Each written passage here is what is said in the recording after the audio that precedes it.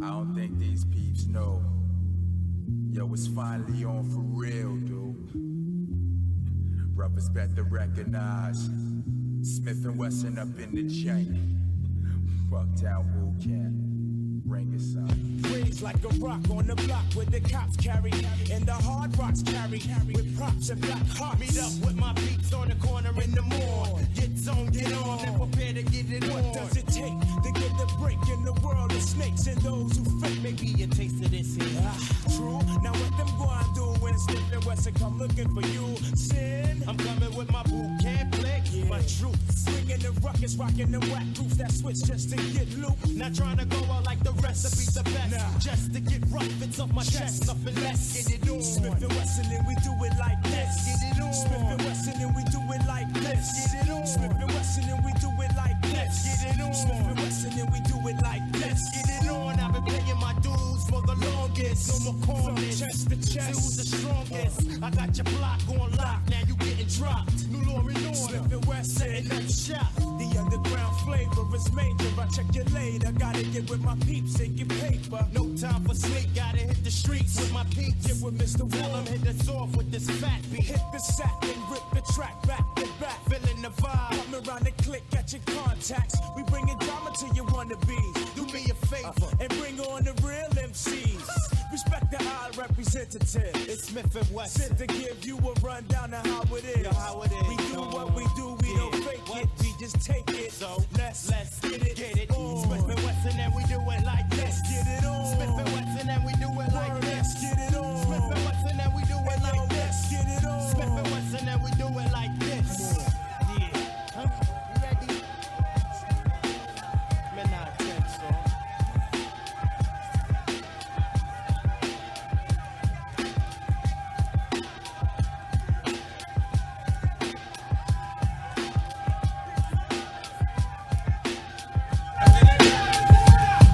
Knocking at my front door. Time to face drama once more. Once and for all. Settle the score. I can feel the heat from the hot concrete. Cops walk the beats, but the crooks rule the streets. Come and mingle in the cipher of a no good hood. Try to survive. Bucktown, if you could. The struggle's no different and the pain's all the same. All the same game. Just label with a different name. When beef gets thick, I stick with my boot camp flip.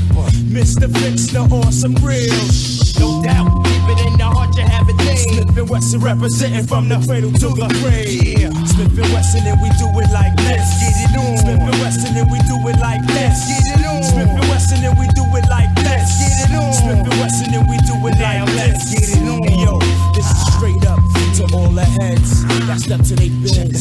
Check it out every day like so.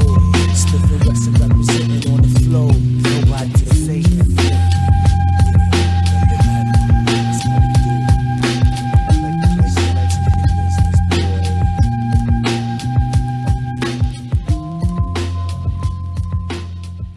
Peace world, this is your boy Bless the Party Sparker here to talk to you about the computer store in Conyers, Georgia, the #1 authorized Apple service provider and dealer east of Atlanta. With over a decade of repair and service on Apple as well as PC, the computer store has the remedy for your sick machine. Whether you need help with virus removal, upgrades, or warranty services, the computer store does it all. Believe me, they are a godsend, and I have a computer-based business. So remember, this is your boy Bless the Party Sparker telling you to join the world of Across the Fader, but to do that, you have to get your computer right. And to get your computer right, you have to go to the computer store. Located 875 Flat Shoals Road Southeast, Suite 190, Conyers, Georgia, 30094. To contact them, call them at 770-679-1859 and tell them Across the Fader sent you. You are now entering another dimension, a dimension of sight and sound, a dimension of hot beats and dope lyrics, a dimension where fat laces and Kangos meet skinny jeans and swag. You are now entering the hip-hop zone.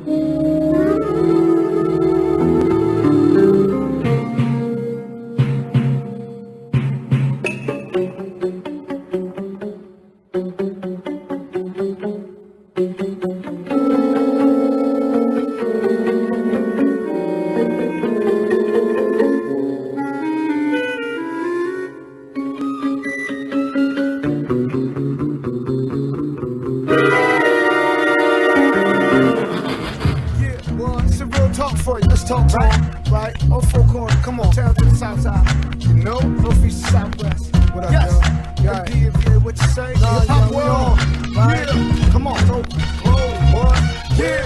Oh, Lord is Lord. Yeah. That's what it's how you know. Right. Yeah. Come on. Yep. Show love. Do this like we supposed to do. Bravo, DC. Going straight up, no chase. Homeland security. I'm in my zone. It's real hip-hop. The hip-hop zone. Put it together. Let's go. Either I'ma get it or I'ma die trying. Either I start with the truth or I begin a line. Either I shop them records or I start buying. Get your money right, rapper nigga, stop crying. Either you charter your course and you start flying, or you stay ground level, then you co-signing. Either you're headlining or you're sidelining. You're either front page news or back page rhyming. Lab made or real diamond. Either you're dull or you're shining. Either that's lyrical skill or you're just rhyming. You're clean or just rhyming. Either you're Fantasia Barrino or Phyllis Hyman.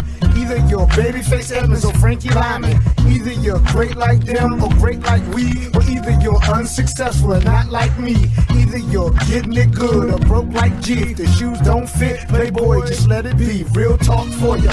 Yeah, I'm just talking to him, you know? Right? Lay the game down flat. All around the hip-hop industry, yours truly, Sammy Bravo. Yes. Homeland Security, real talk for you. Yeah. None of that. It's all of that. It's that bill for you. Yeah, I'ma holler at him.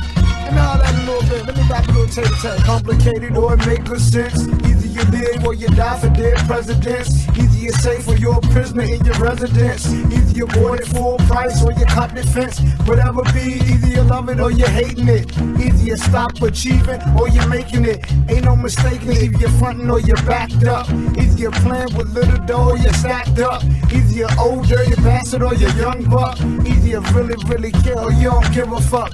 Either you're riding drop top or box top truck. Either you come from the streets or you're hood struck. It ain't a thing, either you're real or you're faking it. Either you're fixing it up or you're breaking it. Either you carry out kid or you're baking it. Or either you're standing still or you're shaking it. It's real talk for you. Yes. Let me talk to him. It's what I do. It's what we do. Young C, young Gunner. Boy, young Don. Yeah. Tommy Brasco. Yeah. OG Fuego. Yeah. Bruce Wayne. Yeah.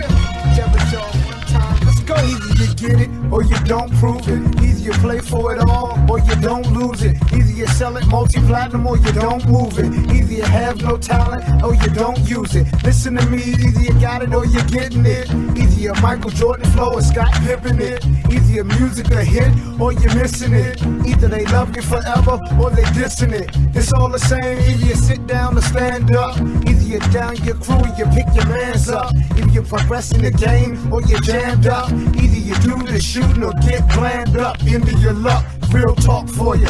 Right? That's all it is, it's real talk for you. I had too much else to say. Just lay it down flat, all down the map like I said. Let's go.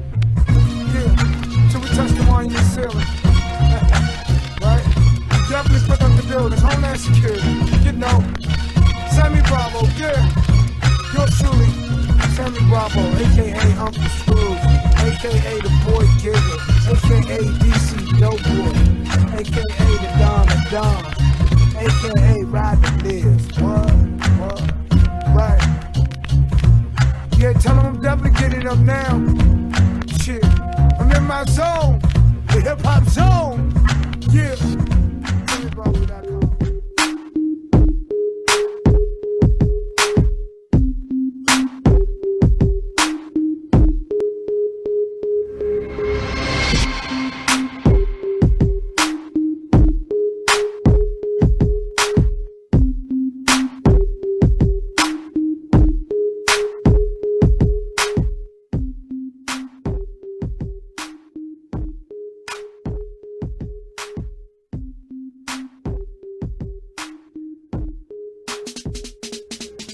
Yo, Hip Hop Zone Radio. This is your man, Bless the Party Sparker. And Jay the Pro. You know. What up, man? What up, man? How you been, man? How you been? Man, yeah, that was rough on Friday, man. They called me on guard. They try to assassinate my character, son. They try to make me boo-hoo in the middle of the show, son. I think you did. Why you gotta tell my business, son? No, that nigga crying. That nigga crying. Yeah. But you had a good reason. You had a good reason, though. I did, man. Real quick, I want to give another shout out. Rest in peace, rest in paradise to my cousin, late Carla Richards, aka Lady. You know what I'm saying? She will be missed. You know what I'm saying? So no doubt, man. Down for you, Carla. We burning it down. Oh yes, no doubt. You know what I'm saying? And for But y'all don't know, man, she's family. Like me and Bless go back like 30 years, and I've been knowing her half of that time. So yeah, we all fam. We love you, Carla. Rest in peace. Word up, definitely, man. Prayers out to the fam. You know what I'm saying? But you know what I'm saying? We gotta take it in a different direction today, bro. Yeah, let's do that. Let's do Man. that. Let's get back on our consciousness.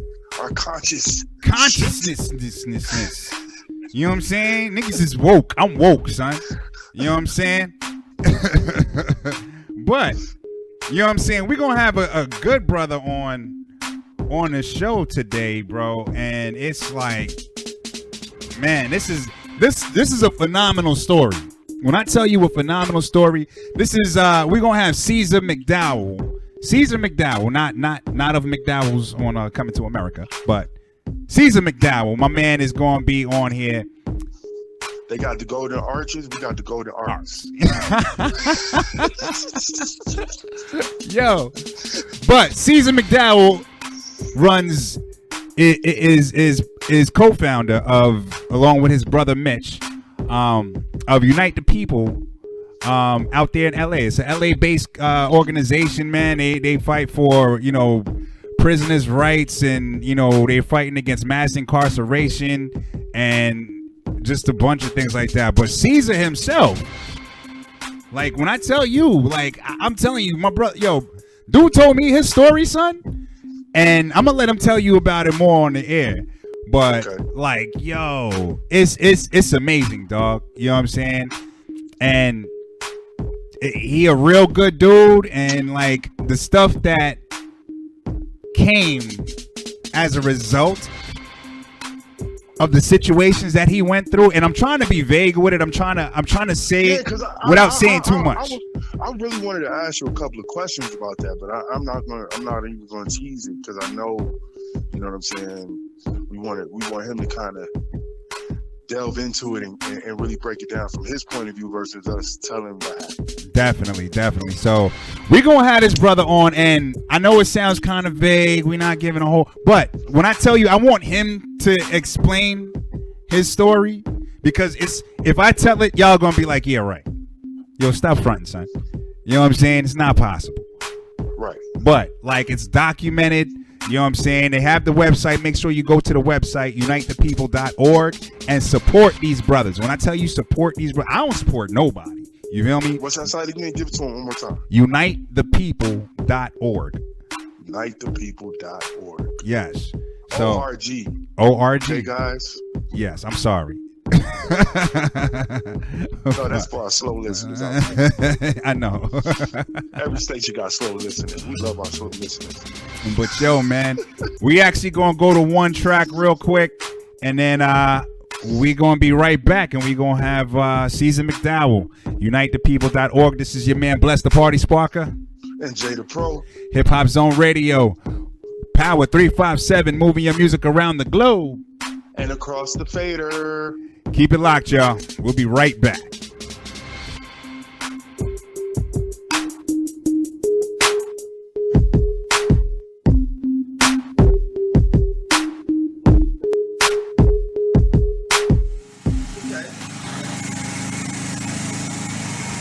This is black excellence. You understand me? We make our own rules. We don't give a fuck about the police. We don't give a fuck about this shit. We make our own rules. We kings, we gods. And now you will be one.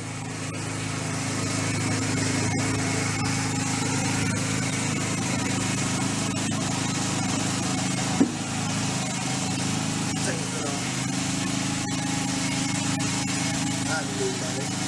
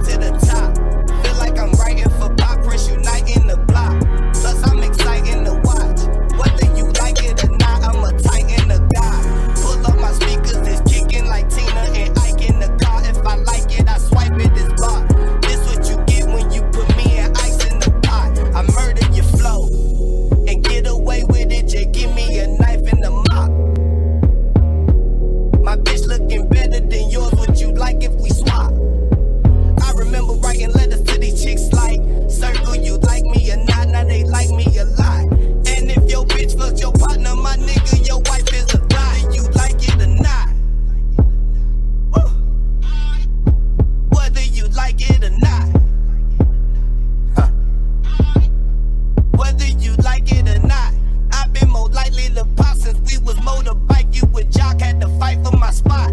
President 10 on the bench, pull up to the light like I'm Barack. Whether you like it or not. Whether you like it or not. Yeah. Whether you like it or not.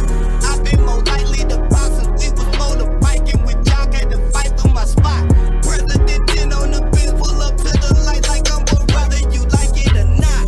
Boy, I was raised by them wolves. Boy, you was raised by a fox. Boy, you was raised by your granny. Boy, I was raised by my pop. Huh. But I got all of my game from a gangster from out of the shop. Can't be fighting with cops. Police always gon' be part of the street. Whether you like it or not, so I tighten my plot. Had to switch up my look. Man, this was just my facade. Y'all gon' make me tell on myself, man, this pro-black shit just a disguise. You niggas more flashy than bitches. I see y'all just like to get caught. Spend your nights on the cot. The judge give you life in the box.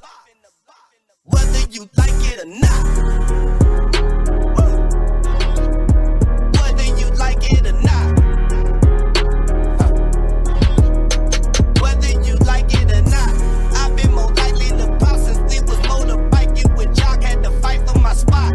President 10 on the bench, pull up to the light like I'm Barack. Whether you like it or not.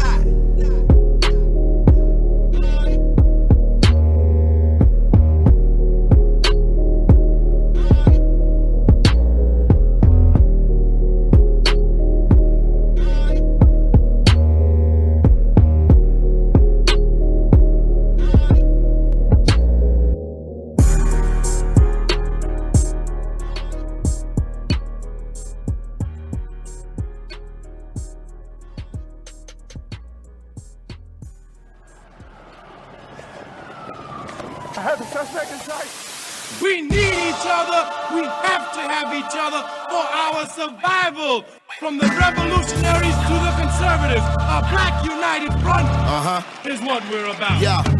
The making of the mob, the changing of the guard, an angel from the Lord in ceremonial garb. The big homie in charge, main culprit at large, emerge over the odds. The victorious odds, the talented Mr. Trotter, a midnight marauder. If it's blood in the water, no stopping the top shotter. I drop bombs, multiple arms like candelabras on a mission. I'm chasing chicken like a chupacabra, nigga. Salute your father, I'm headed back to Wakanda after the drama. Rappers get medevac to the trauma. To kill a lion separated from the pride. I rule Zion, I am the most hated one alive. A gun was fired, another one expired.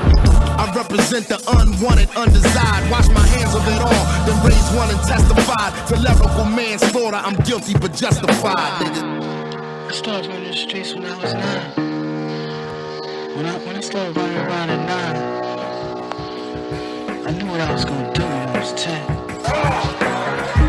Trust the vibe, Winchester, fly sinister, Philly certified finisher, the prime minister, in God's image, the monument, the homages to the problems, acknowledging how to apply penance for the transgressions that I've accepted, and acquiescence of my own presence as I inspected my loaded weapons, y'all just don't get it, so stream it at your own discretion, every answer question, investment in your own protection, they be like black, well who knew we'd be receiving a new you, this Paul Zulu and Farrakhan, me Pharaoh Khufu, misinterpret my level of genius and call it cuckoo. But the Swahili meaning of freedom is still you huru. To the booth guru, I deliver the truth to you. Who got the nerve to act as if this isn't proof to you that I will mobilize a militia and troop to you. No telling what I got in the system to shoot through you. If it's too brutal, look the other way like I'm robbing you. But surrender all your valuables as if I'm robbing you as I slide. The hassle to the side, like a tassel the facade of the place I reside. It's like a castle, I'm the honorable. Pensée noir, my nom de gar, I'm the czar. The big king to Paris is my kind of car.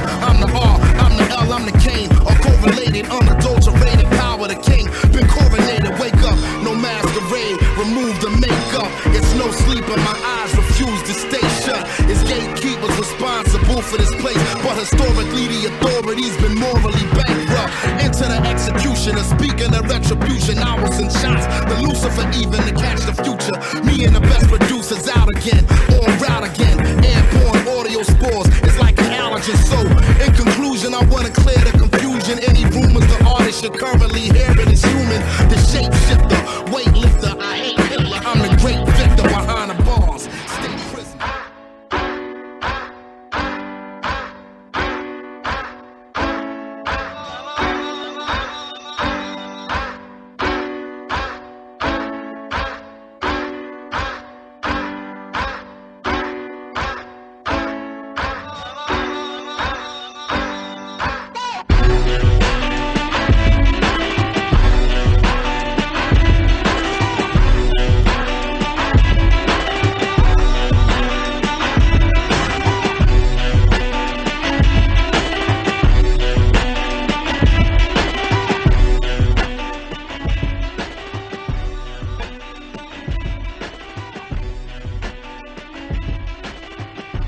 Yo, Hip Hop Zone Radio. This is Bless the Party Sparker. And Jay the Flow.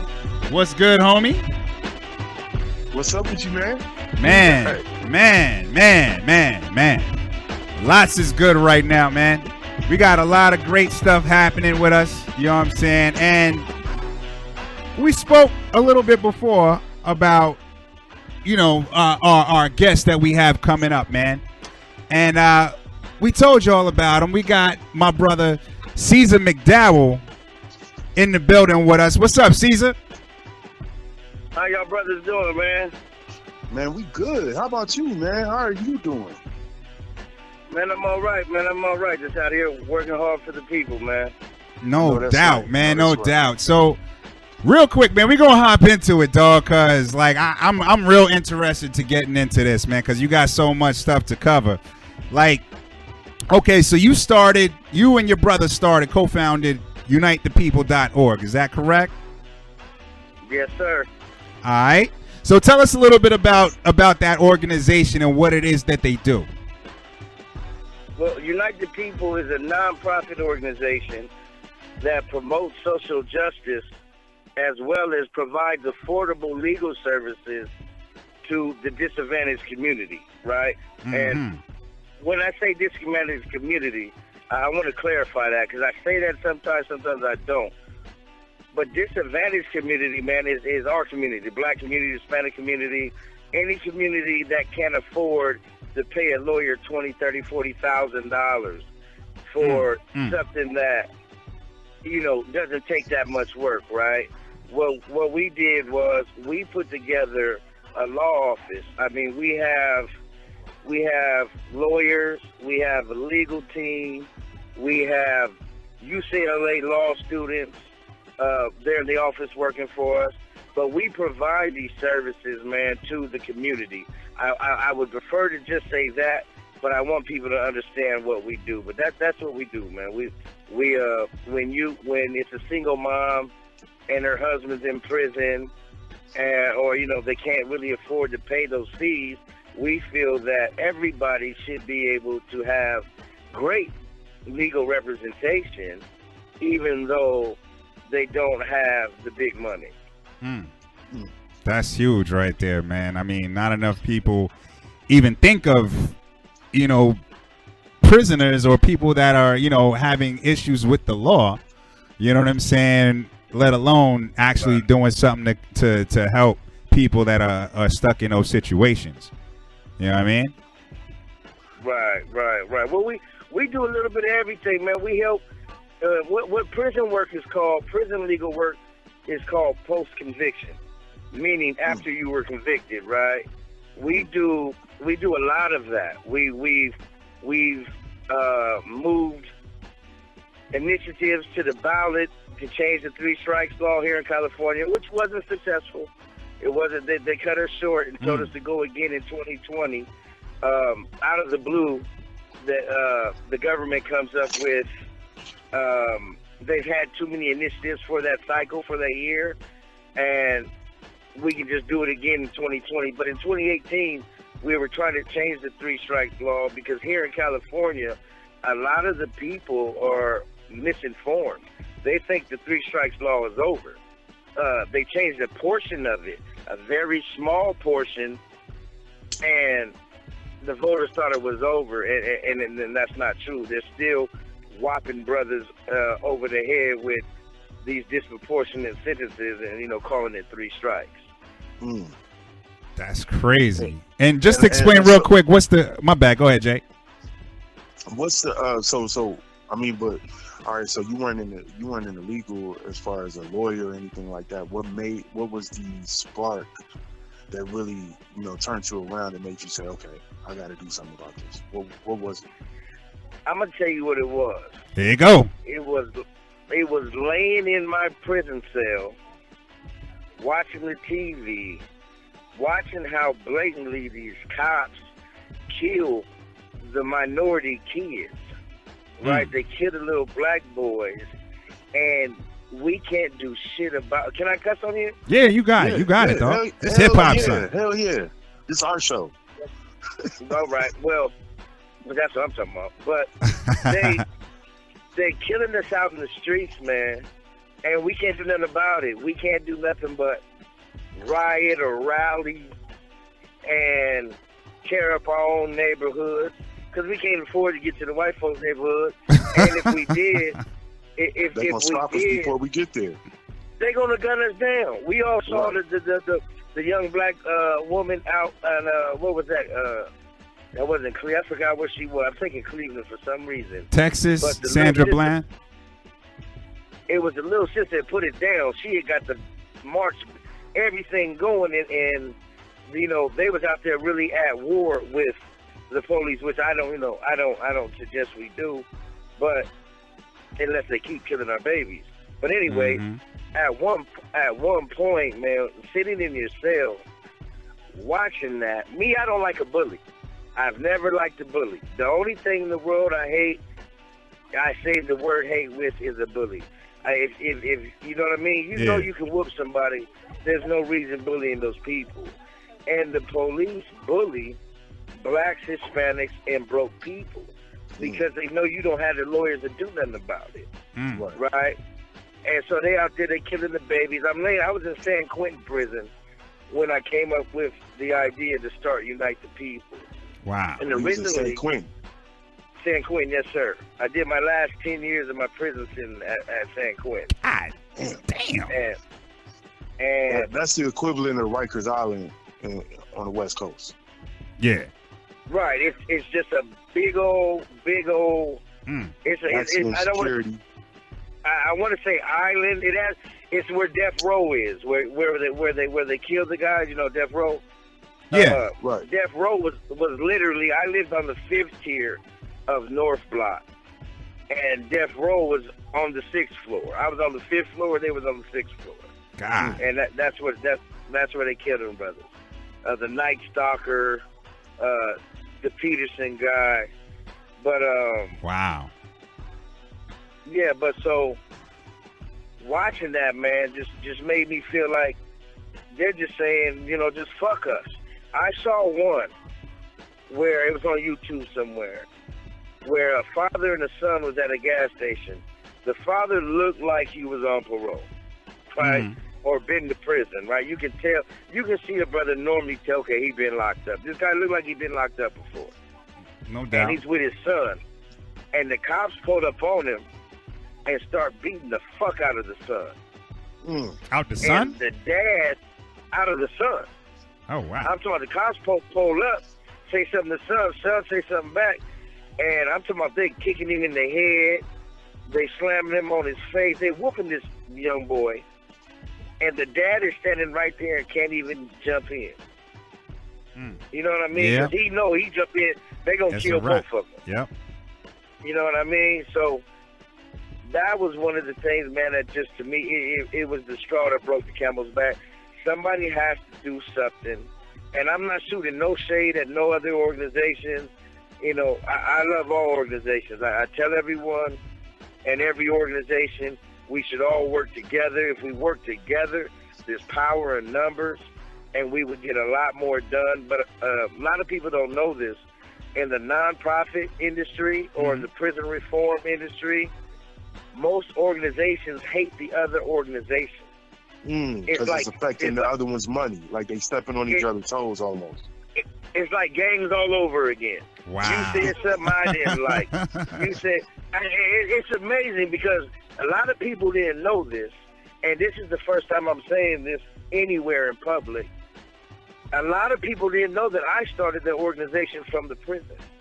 A lot of people don't know I filed our articles of incorporation from the prison. God. I built our first WordPress website from the prison.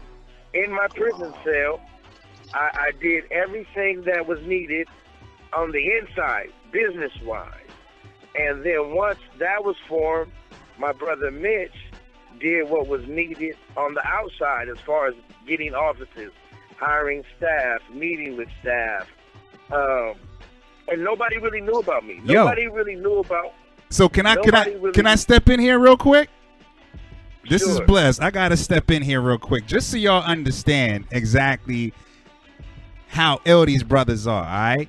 So I end up making, I guess, Caesar's acquaintance.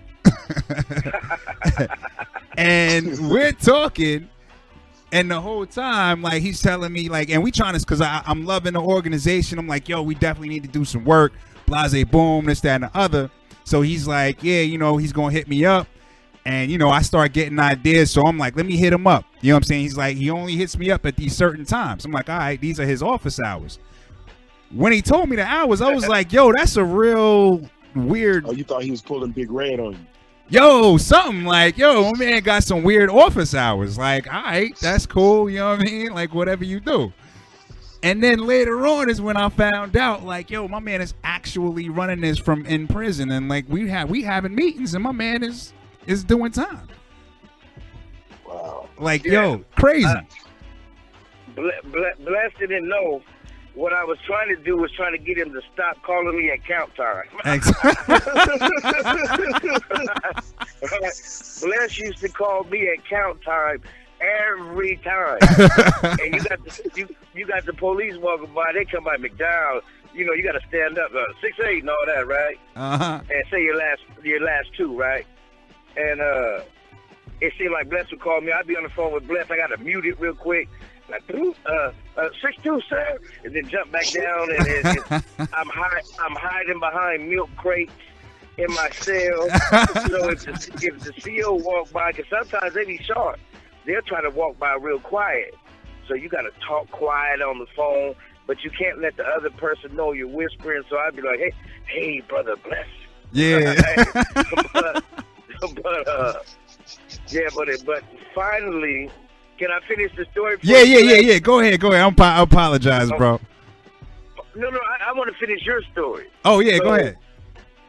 So eventually, one day, man, Bless seemed so cool, right? So real, because, you know, real brothers recognize real brothers. I'm not the toughest cat in the world. I'm not saying none of that. But I am a real-ass cat. You know what I mean? Right, you know, and I've always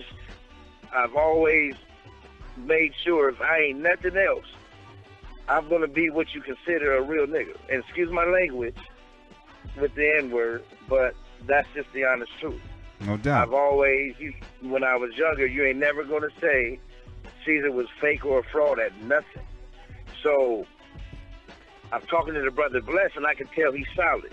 And he's talking about doing solid work for the community. And so one day I tell him, like, look, man, I tell him the story of Caesar and how, you know, how I got that time in prison. And Bless was like, wow, man, whoa, we need to talk to him one day. You remember that, Bless? Yo, because the whole time I'm thinking that he's Mitch. He's telling me he's Mitch that's outside, and his brother Caesar is on the inside now.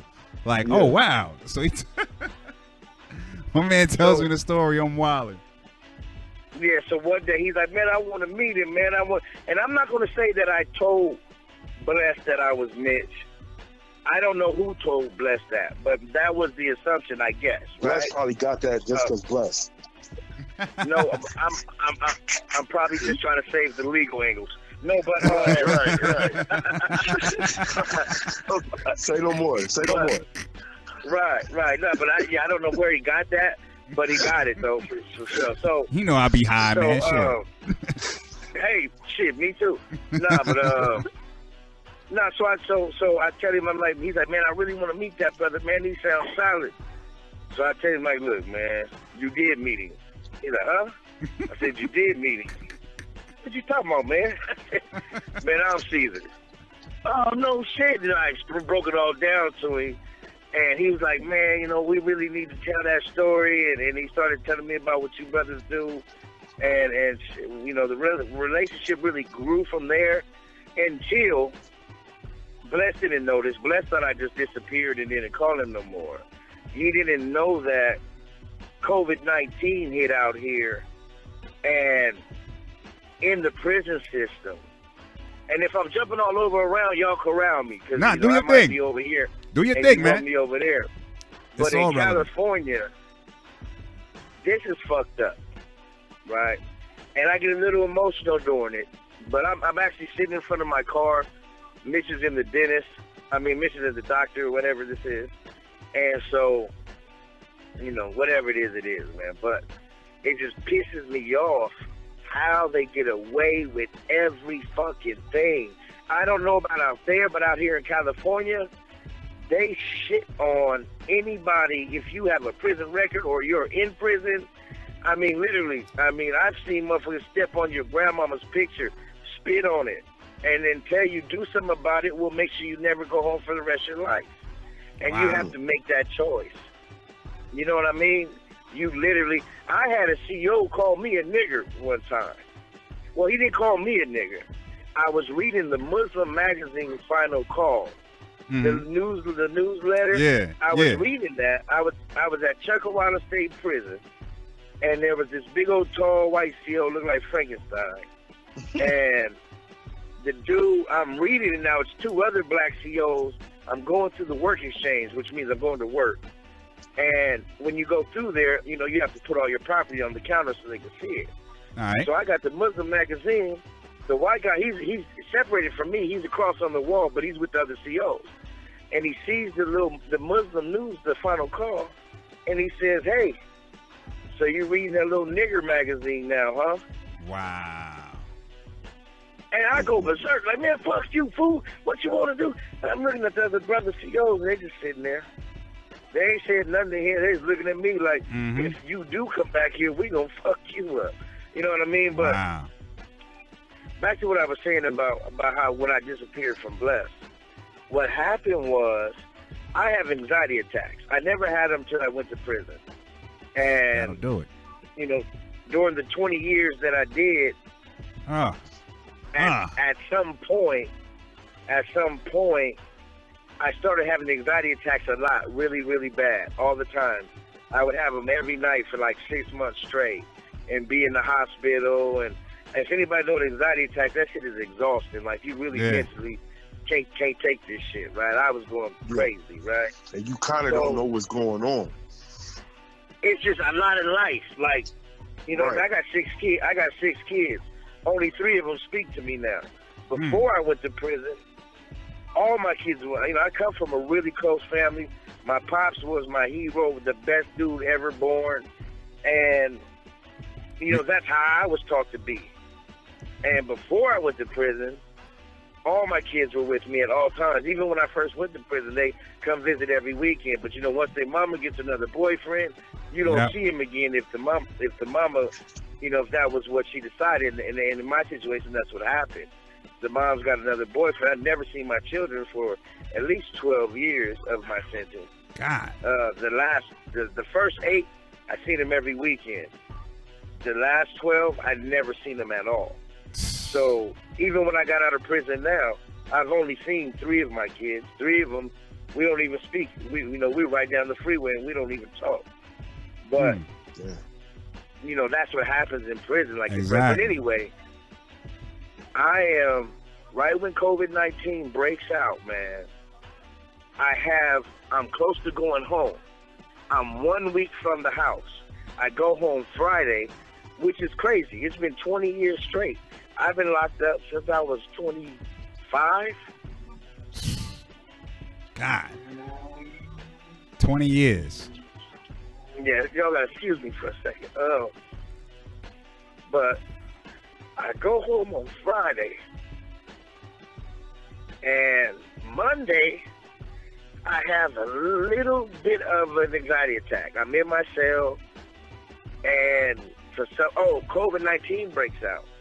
The dude on the left of me gets COVID-19. Now, our cells are literally, I can lay in my bed, put my arm and touch the wall next to me, lay my other arm out, touch the other wall next to me.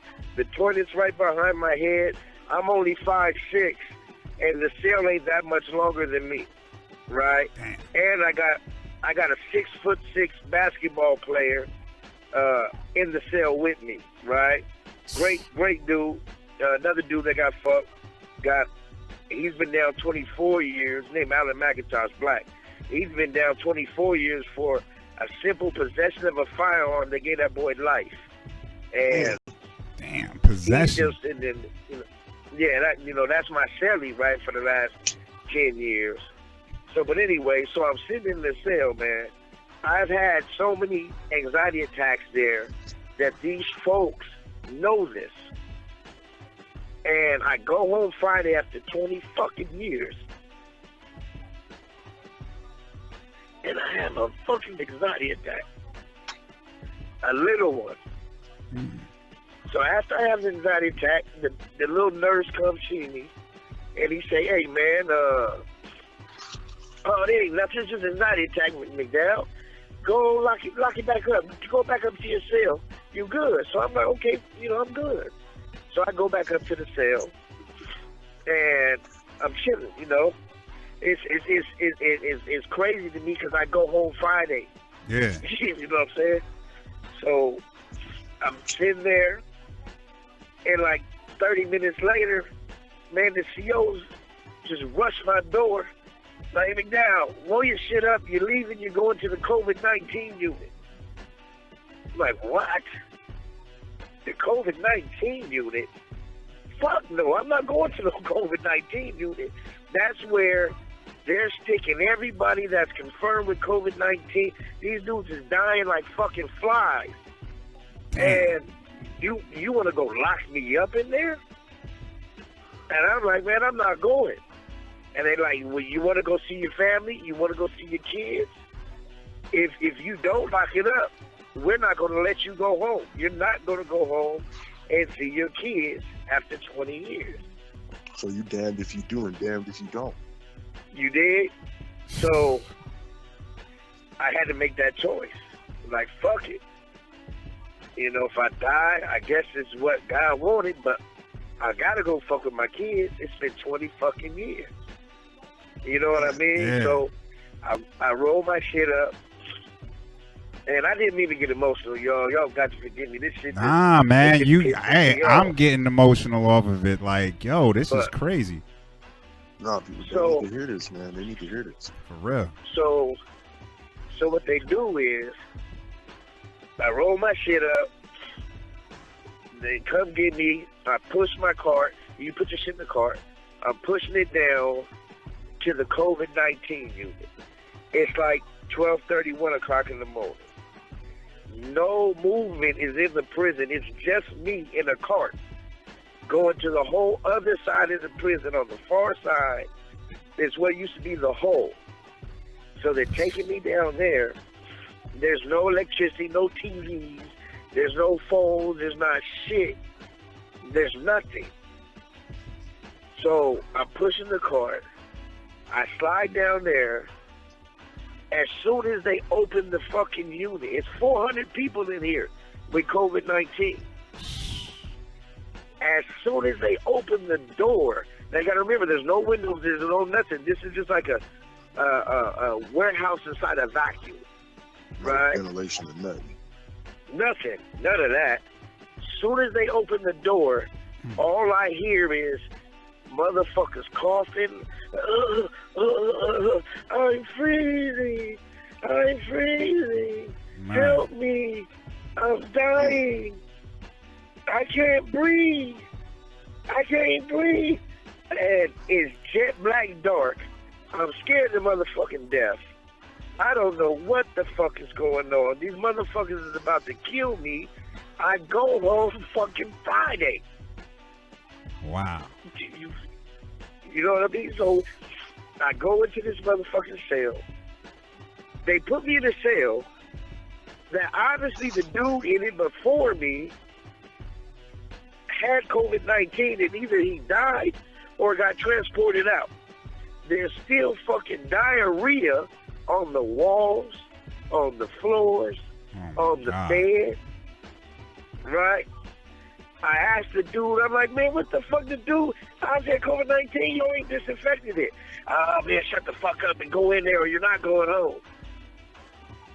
I go up in this motherfucking cell, I'm like, man, can I get some disinfectant? The motherfucker tell me, this is Monday. We don't pass disinfectant out till Sundays. You just missed it. Get in there. So I go in this motherfucker, man. I take a sheet off the bed. Boy, hold on. Before I do that, I take a piece of paper and I write, Please help me. I don't have COVID-19. I have anxiety attacks. Check my file. All you got to do is read my file. They keep your file. If they read it, they go like, oops, we fucked up. They wouldn't even go read my fucking file. They would kill me before they took the time to open the book and go, oh, shit, you know what? This dude has anxiety attacks. That's what that was. Right? So I put the piece of paper on the end of the bed by the cell door. It's bars like the Cowboys movie. Yeah. So they can reach their hand in, right? All the air is coming in. Everybody on the sides of me, on the beds on the sides of me, they're dying, man. These motherfuckers is dying. And I'm sitting here listening to them. I'm here, man down, such and such, not breathing. Inmate not breathing. Then a few minutes later, inmate deceased. Inmate deceased. Right?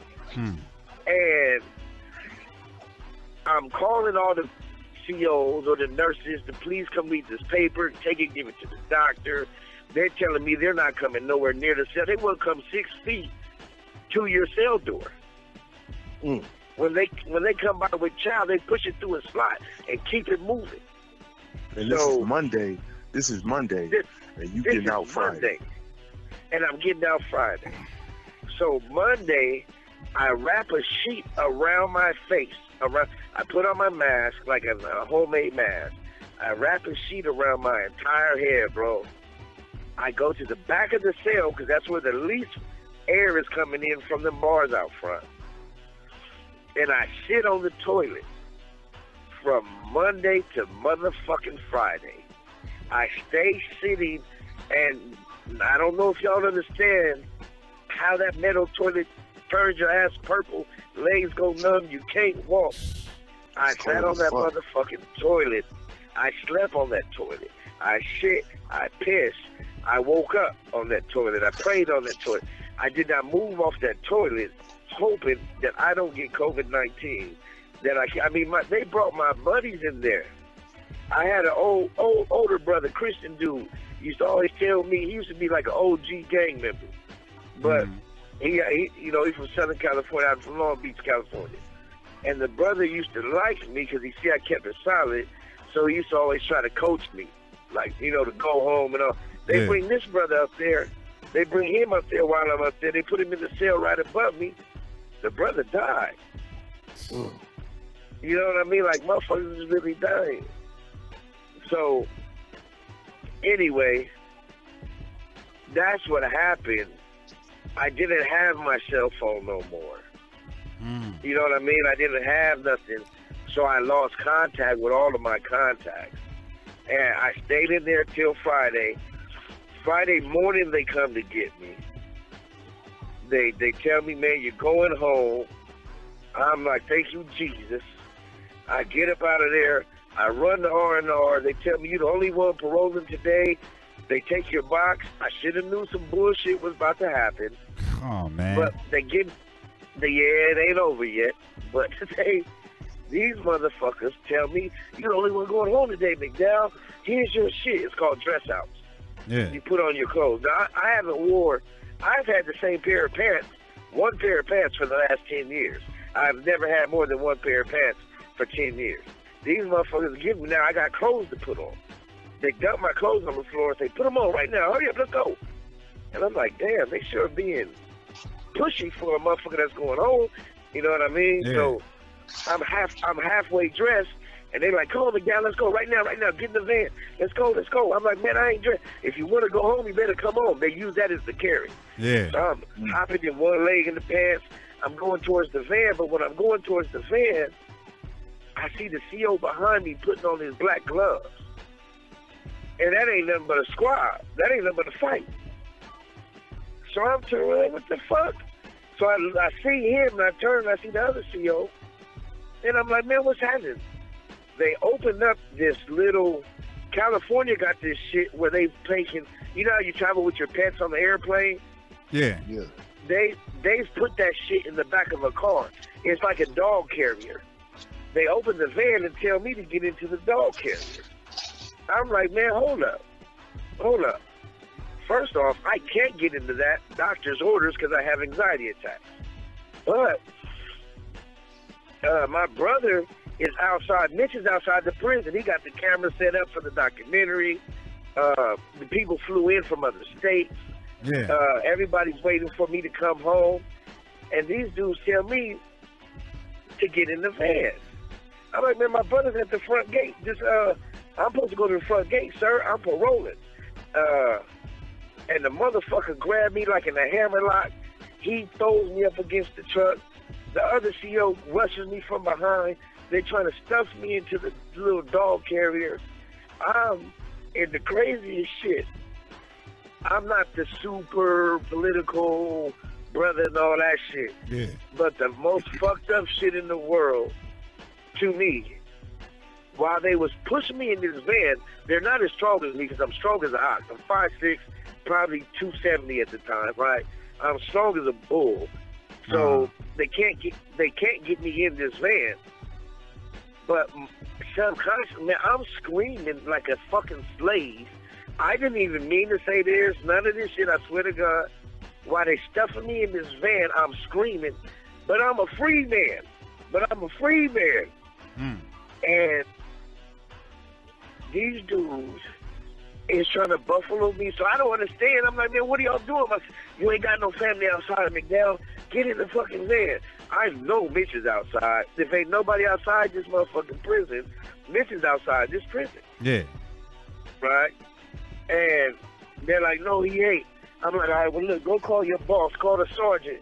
Ask the sergeant, is my brother outside? If he says no, I'll go. He goes, he comes back. Your brother ain't here. Nobody's here. Nobody fucking with you. Get in the van. I'm like, where are you taking me? We're taking you to L.A. County. Like L.A. County jail. I'm like, you take me to L.A. County jail for what? I've been there 20 straight years. I can't have a crime. Yeah. What are you doing? Long story short, man, they tell me, they start rushing me again. I'm fighting them back. Not fighting back. I'm tussling back because I don't like what they're doing to me. Yeah. But I'm not resisting. You're not so fighting because you're not trying to create another charge, right? Right. So then I end up, something just tells me, because it was like a muggy day, something tells me like, Caesar, stop, look around. So while they trying to muscle, they're weak as shit. But while they trying to muscle me, I'm looking around. There's nobody on the yard. There's no nothing. If any other CO peeks his head out of any of these buildings, he's going to say that I'm fucking these COs up. So I just stop. And I get in the fucking van. They tell me if I don't, I'm not going home after 20 years. I get in the fucking car with these dudes. They handcuff me and shackle me. I'm fucking free. I'm no longer ward of the state. They handcuff me. They shackle me. They throw me in the back of this shit. They take me for a fucking ride. Now, I'm in the back praying to God not to have an anxiety attack. And I'm pissed the fuck off. I'm going to be honest. Yeah. I'm pissed off because they dogged me, right?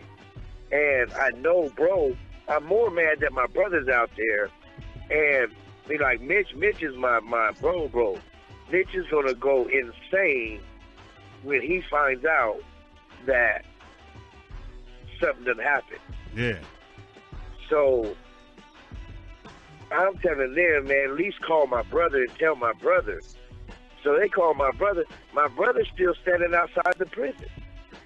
Somebody came and told my brother, the CO lied to my brother, told my brother, oh, Caesar got COVID-19. And he's been transferred to Oakland. None of this shit is real. What? They take me, man. Yeah, none of that shit is real. So he's fucked up in the head. He think I got COVID-19. And I talked to ones that was transporting me. I talked them into calling him. These motherfuckers took me right back. Now y'all gotta understand.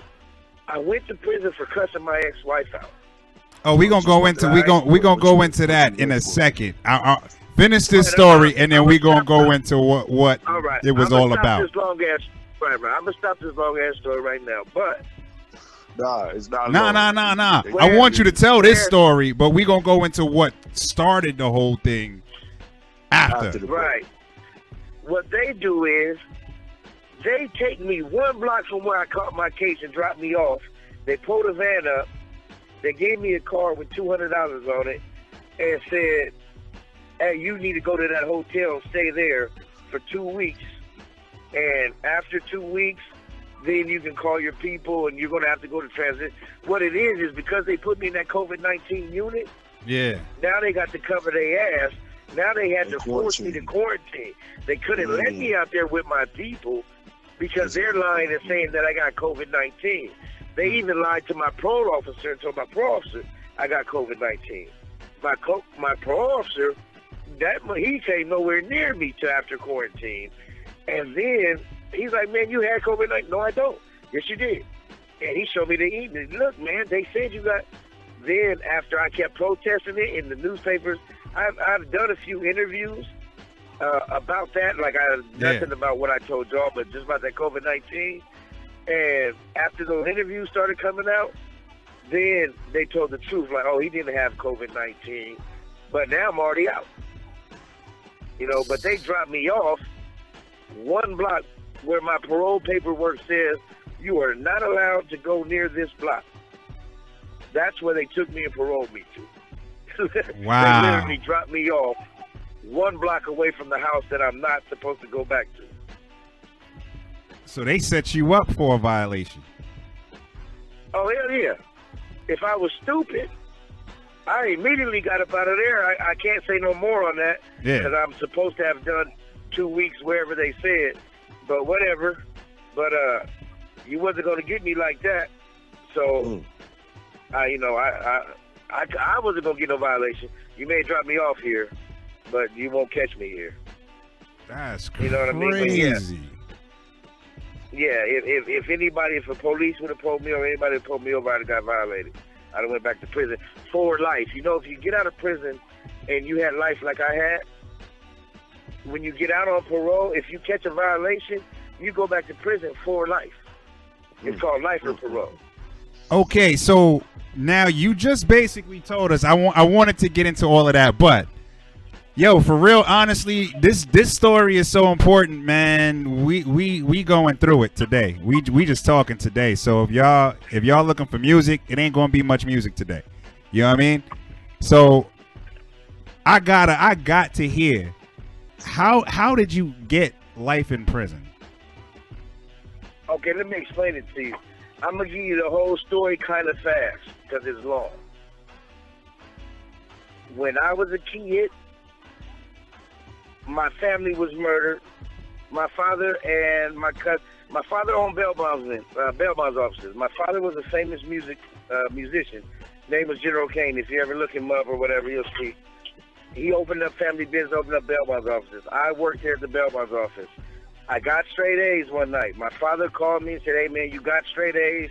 You can take my car, take your little girlfriends out. I'm going to cover your shift. And he went in. I worked a late night shift, 6 p.m., 2 a.m. He went in. He worked the shift, him and my cousin. It was me and my cousin's shift. I went and partied with the little girls that I was partying with. I called the office at midnight because the girls wanted to kick it with my cousin the next day. I called the office, tell my cousin, hey, look, these girls want to hang out with us the next day. I hear a bunch of people in the office laughing and playing after midnight, that normally don't happen. So I asked him what it was. He said, oh, we're doing that big bond. It's $1 million bond we've been working on. And I said, okay, well, let me get off the phone before my father, he was notorious for no matter what time. Who is that on the phone? Tell him to bring his ass to work. Yeah. I said, let me get off the phone before I got to bring my ass to work. Hang up the phone. I get a call 4:30 in the morning. Somebody came in. They murdered my father and my cousin in the bail bonds office. And this was in San Bernardino, California. My pop's name is Mitchell McDowell, just like my brother. My brother's a junior. His music group was called General Kane. But anyway, no doubt. Yeah, all that stuff's in the newspapers. But so I went a little crazy, and my pops was my best friend. That if you know anything about bail bonds, if the bail bondsman dies, the state freezes everybody's bank account. Every bank account dealing with that office is frozen. All of our family's bank accounts were from that office. So we went from brothers with money to brothers with whatever was in your pocket when your daddy died. Yeah. So, I'm living with my brother Mitch in a 7-bedroom house on the golf course in Rialto. California, with no lights, no electricity, no water, no food, no nothing. We sitting in the toilets. I shit, he shit, and we repeat. They're overflowing. And so I decided to go out, man, and I did some robberies. And I was going to take care of my brother. He had a niece there. That what triggered me to do that was his oldest daughter, Lacey, is my niece. She was a baby in diapers. He asked me to babysit while he went looking for a job with his girlfriend. The baby screaming bloody murder. I know why the baby's screaming. The baby's screaming because she's starving. We ain't ate in like 3 days. None of us. So I just made my mind up. One of my pops, somebody owed my pops some money. He came and gave it to me. I turned on some electricity. I bought a few packs of chicken. The electricity was the most of the money. Bought a few packs of chicken. We starving. So I just made my mind up that I saw the movie Point Break, and I was going to copy them dudes. Keanu Reeves, Patrick Swayze, they lived on the beach carefree. Yep. They stayed away from the world. They never caught who murdered my family, so at that point, or not now either, but at that point, I was just staying away from everybody. So I started doing robberies, and bringing the money home to take care of my brothers and my niece. Then I went to prison. I got out of prison. My brother and I opened up some bail bonds offices. It was in his name because I was a felon. I opened up a used car lot. I was on the PTA before I had kids now, while I was in prison. I was on the PTA. I was only like 24, 25 years old. I catch a violation, 9-month violation. I'm watching I'm watching somebody fight. I think it's Mike Tyson, somebody. We too loud. I go to jail. Back in those days, if you come in contact with the police, they take you in on a violation, no matter what, period, right? They're getting their money, right? Yeah. So that's what they would do. No matter if the police put you on parole, let's go to Chino, and that's what they do. So the police take me to Chino, go to Chino. While I'm in Chino, all of my neighbors, all my boys keep telling me that the police at my house. So now we get into the meat of it. When the police, they keep telling me, hey, man, the police at your house. Don't forget I'm 24, 25. I'm like, oh, man, they just trying to build a case on me for this shit, by this violation. I come home in 9 months, it's not nothing, but the whole 9 months, every time I call home, I'm hearing that. Yeah. So now I'm at home. All the little women, and I'm going to have some guys, right? I'm just being honest, I am. Especially at that time when I was younger, right? No doubt. So I mean, right? And gets it in. I've always had women. But when I got home from that violation, every woman in my neighborhood was trying to give me some. Every woman.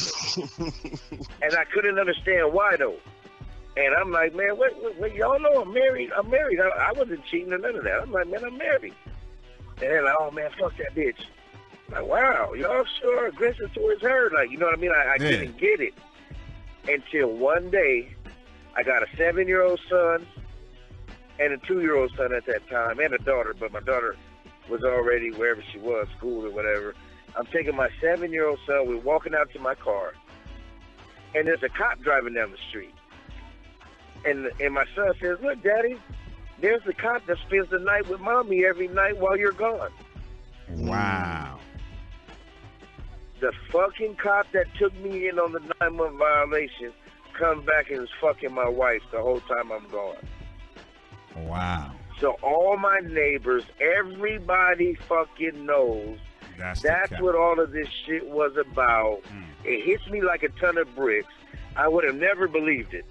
There's no way in the world you could have made me think that my ex-wife at that time would have ever did that.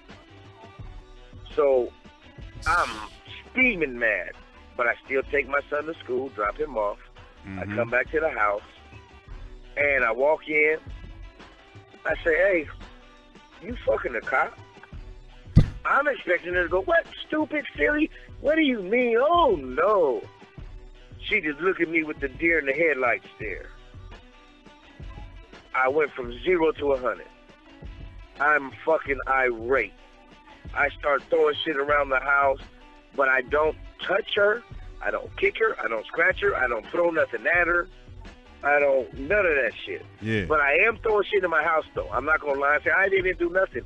I did do that. I was throwing shit like a motherfucker. I told her, bitch, I'll kill you. How dare you cheat with this nigga and you're fucking this cop, but you're sucking this dick. You know, the same thing every man would say. Right? So I go through all this shit, but I'm packing my shit, though. Right? At the same time, I'm packing all my shit up. So while I'm packing my shit up, I'm getting ready to leave, and she can see that I'm finna leave. I'm out of here, right? This is over. I don't gotta take this. You know what I mean? So I'm packing my stuff up. I'm getting ready to get the hell up out of here. And when I'm walking out the front door, she comes, and she got my 2-year-old in her arms, and she was like, "Oh, you just gonna leave your kids?" Right? Because she knew I love my kids. I was trying, always wanted to be like my pops to my kids. Like, my pops was my fucking hero. Like, literally, you could have never, if I seen him do something wrong, you could ask me, see, did he do something? Nope, it was absolutely right, right? So, that's the type of dude I was trying to be for my kids. So she would always use that. So this time, she's like, "You just gotta leave. Get my bitch, get back in the house." And I get in my car and I leave. Now, the story that I just told y'all, they gave me 3 life sentences for. The little story about after my son told me, "Daddy, there's the cops," and I told you I hollered, I yelled, and I threw shit around my house. Mm-hmm. Them folks gave me 3 life sentences for. They gave me life as a 3rd strike for telling her, "Bitch, I would kill you." They gave me life as a 3rd strike for throwing stuff, for telling her, "Bitch, get back in the house." They gave me false imprisonment. They gave me life 3rd strike for arguing in front of my 2-year-old. Said I wasn't worried about his well-being. They gave me a child endangerment, misdemeanor child endangerment, misdemeanor false imprisonment. The only thing that was a wobbler was the terrorist threat. It's up to the DA to decide whether they want to give you life or not.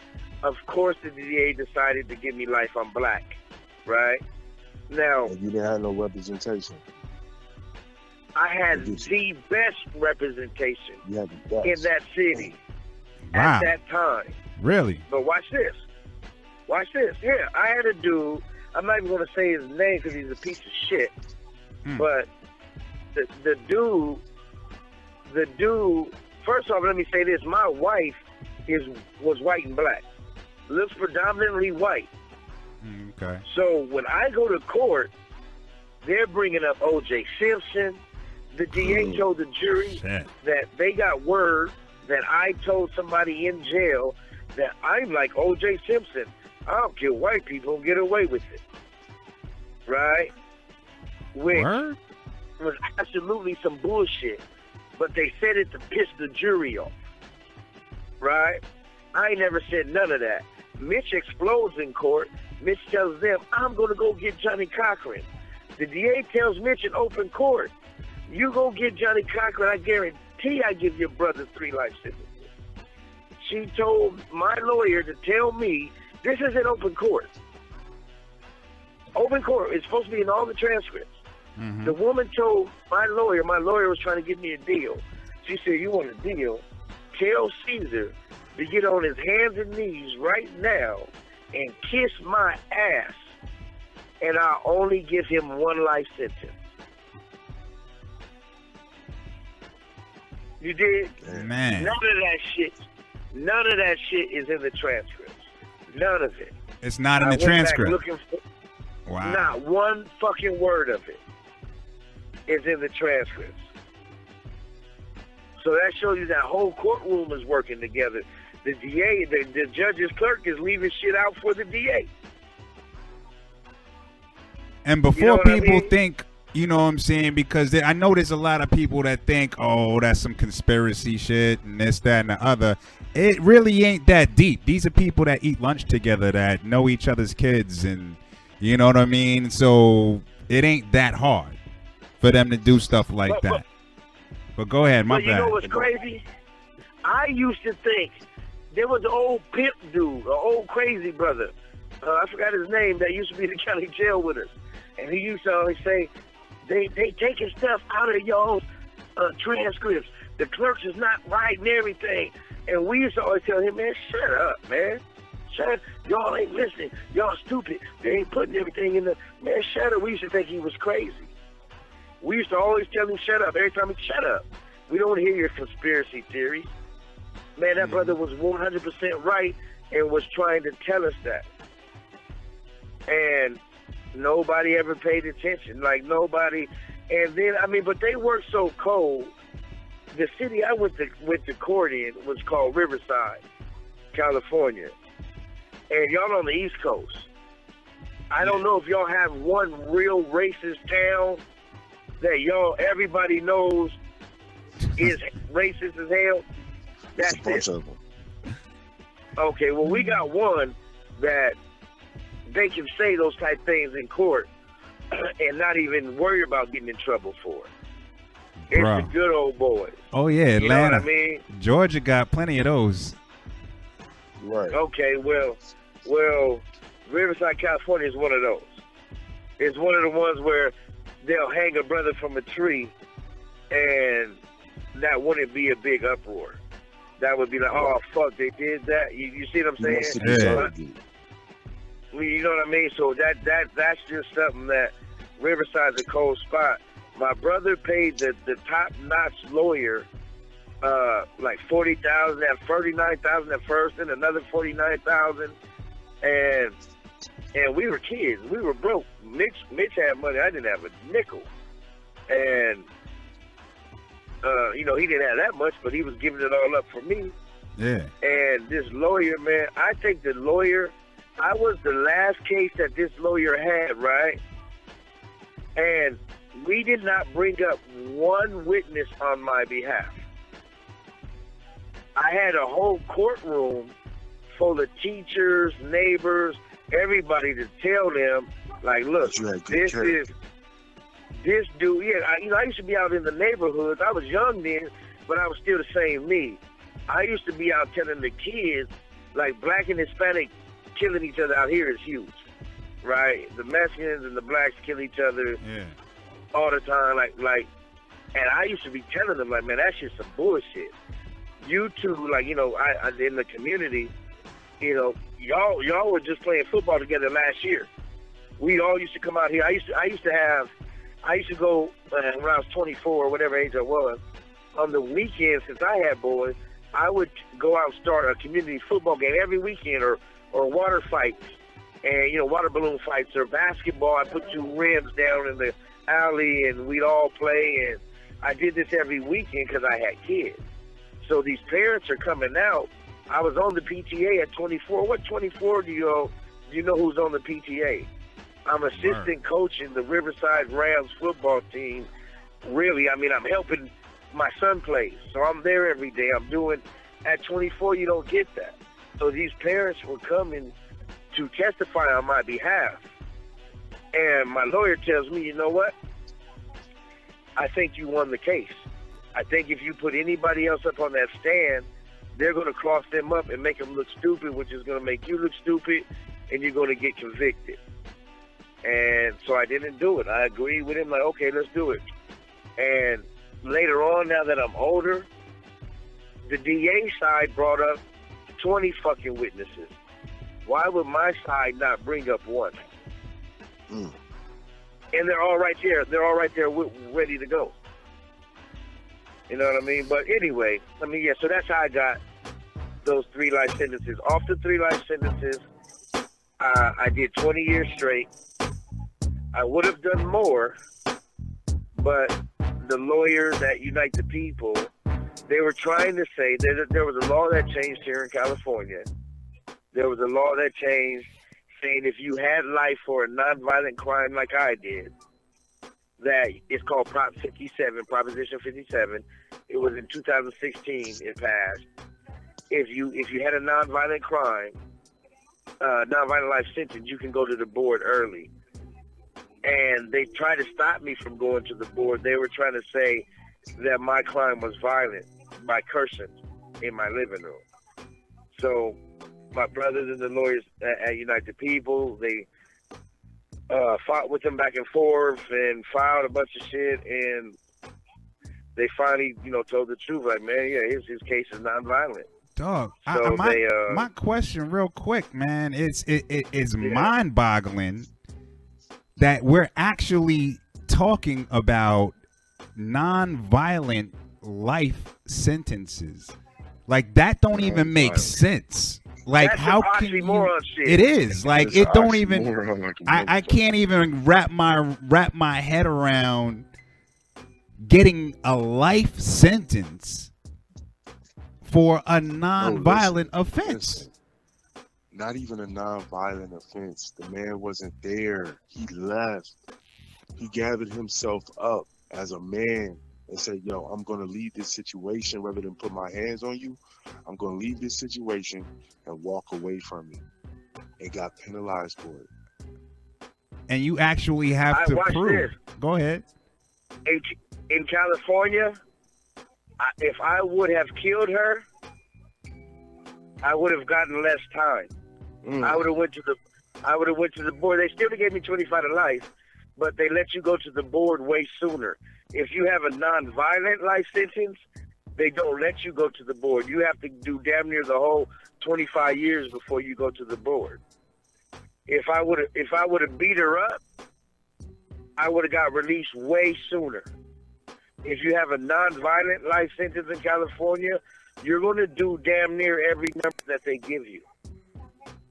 Oh my God. Like that's I don't even know what to say about that, man. We know that the purpose they have, disproportionate amounts of blacks in prison, they have the whole private prison system. And prisons actually make money by how many prisoners they hold. Is that right or wrong? You know what I'm saying? You can tell me more than you know what I'm saying? Absolutely. I can break it down by the numbers for you. In California gets paid $87,000 per head per year. Wow. At any given time, there's between 120 and 140,000 dudes in prison here in California. Now, they also get paid that money for the guys that they're shipping out of state. California is using other states to ship guys to go to prison, right? Mm-hmm. So it's a hustle to them. It's a business. That judge didn't see me as a 20-year-old kid. He saw me as a dollar. It's a dollar amount. Yeah, who's out here working every day on the PGA, obviously very family orientated. You dig what I'm saying? And let's take it a step further. I don't mean to cut you off, Caesar. But Go let's ahead, take brother. it a step further. If you had been a drug dealer, okay, they wouldn't hit you with none of that. You know what I mean? No. If you had been somebody that's destroying the community versus somebody that was uplifting and doing that at such an early age, they wouldn't have did that to you. I believe. I'm not saying that's true, but I believe that. Man, I'm going to tell you what a lot of it's about, right? A lot of this was about hurrying up and covering up for that cop because that cop was married. And the cops, by rule, in their rules, the cops ain't supposed to be out fucking no married woman. Dude was at my house while he was on shift. Later on I hear, his car's in my driveway. Wow. He had him come and pound my car. I had a truck outside Suburban, and he called the impound and took my car away. I'd never seen my Suburban again. And a lot of that shit, later on I find out when dude was married, I could have filed a civil suit on him. And, they don't want a civil suit. But a lot of it's about money, man. It's strictly numbers, right? If I just have to get down to it, They don't give a fuck about Caesar McDowell or whoever the hell. As long as they can lock you up and get you under their paperwork, they can control that money. You know what I mean? And that's what it is. Even if you're white, you can be white and get it too. You know, I'm not. I work with the community every day. I work with the people every day. And I don't know if you guys saw on my website, our office did part of the California budget for the Governor Gavin Newsom, working with Senator Nancy Skinner. Right now, we're currently working with Tesla on a program to get brothers who are ready to come home or just came home from prison in on an 18-month program at Tesla to get, you know, good level jobs, executive level jobs, not just throw the brother on the line. One of the guys that come up to San Quentin, they have outside teams that come to San Quentin and play basketball against the inside team, like the Golden State Warriors. There's guys from Apple. There's guys from Tesla. One of the guys from Tesla named Dan, real cool dude, right? You can tell he probably lived a really, really cool life. And he probably, by playing basketball, got a lot of love for brothers too, because he actually is the one that came up with the idea, pitched it to Tesla, came up with the idea to me. I went out and helped him find some guys to get in on the pilot program. So I got some of the guys that just came home from prison. We got them in, and that's starting right now. That's something brand new that's just starting. But we do a lot of work, man. And that's what I was going to say. Like, as far as with Unite the People, one of the things I saw was that y'all made it, or y'all set up a lobby or a bill to prevent privatized prisons in California. Is that right? Well, we worked with them on that, absolutely. The privatized prisons. If you look on the homepage of UnitethePeople.org on our website, you'll see we just got every single person in the state of California who is incarcerated. We just got every single person 3 to 4 months off of their prison sentence. Wow. Right? We were trying to do way more than that. We were trying to we were trying to knock everything we could off. But what we did was it took a lot of going back and forth with the lawyers, with the senators and them lawyers, legal teams, of the governor and them, and with the lawyers at our office, and we made that happen. We submitted a proposal for like 4 things. They adopted like one of them, saying, okay, if the prisons are on lockdown, and every state should be doing this, if your prisons are on lockdown due to COVID-19, the guys that are in the prison should still be getting credit for the good programming because it's not their fault. You know what I mean? So what California did was they said, okay, you're right about that. We were 3 months in at the time, so everybody got 3 to 4 months off their sentence, as long as you didn't get a violent write-up during COVID. If you didn't stab nobody or something like that, then you got 3 to 4 months off your sentence. And we did that at Unite the People. Hey, but look, real quick, just so that this thing don't end without me mentioning, and I don't know how so close we are to ending, but without me mentioning, it's not just me though. The same story I just told y'all brothers about me, I can tell you about Theodore Fields, who got way more time than I got. It's a brother Big Wiz at San Quentin, big old swole giant dude. They be having him doing all the lifting of the handicapped incarcerated. He do all that. And they gave that brother way more time than I got for some type of residential burglary. He stole some out of a house when nobody was home, and he got like his parole date is, he's been down 20-something years, and his parole date is still like 2066 or some shit like that. That's considered a nonviolent crime. They got the brother Alan McIntosh. I told you, with the simple gun in possession. And I'm going to have these brothers all listening to this. You know what I mean? Definitely. Or we'll print them out copies at the organization. It's a Tariq Falk. He got the same type thing. They got life sentences. They even got some brothers that don't have misdemeanors. They got a brother named Rasan Thomas. If you Google him, he's all over the news and the media because he has a podcast coming out of the prison called Ear Hustle that he works on. But somebody was robbing this brother, and he's from New York, right? His name's New York, Rasan Thomas. Uh-huh. He was out doing some wrong. He was middleman in the deal. Some brothers out here, I guess, decided to rob the brother and the woman he was middleman in the deal. They pull out guns and start shooting. He shoots back. The two brothers out here die, and they give that brother life. You know, and I understand there was some shooting and all that, but this dude has been in there working with kids. He's been in there. I mean, like, a lot of people are rehabilitating themselves, and they're not getting credit for it. Like, you know what I mean? Like, you might make one mistake. Rashad Thomas, New York, is not a murderer, right? And I'm gonna just keep it 100. No doubt. That dude, he may have murdered someone in self-defense, but he's definitely not a murderer. He's the most regular dude. All he does is work with the people. But I say that to say this: we have to figure out a way to start getting some light shine on. Man, them brothers are just human. I'm just human, man.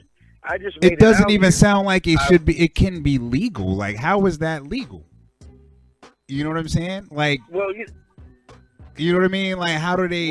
How do they slide that past that?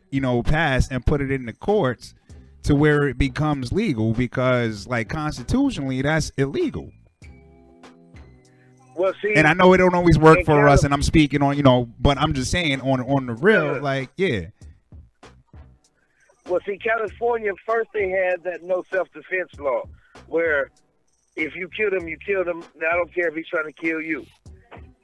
Oh, then, wow. Then they changed it, but they still whooping. If they can lock you up, you going to jail.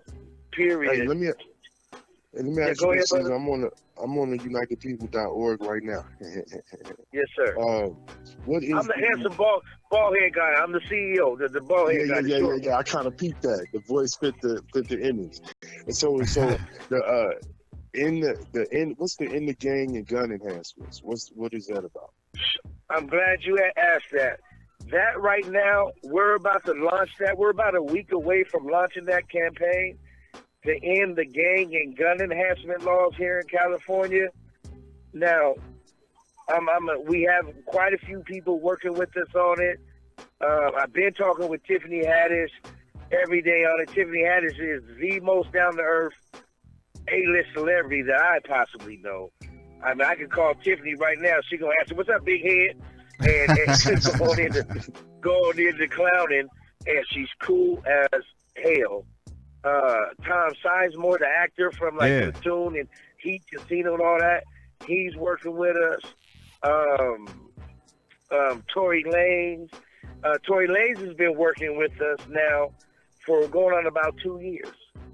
Wow. And here in California, they have a thing called gang and gun enhancement. And the gang and gun enhancement is so fucked up. The way California is getting their money is this right now. They know the public is hating on this 3-strike law. They ain't liking that. They're chipping away at it. Every time it's being voted on, it's passing.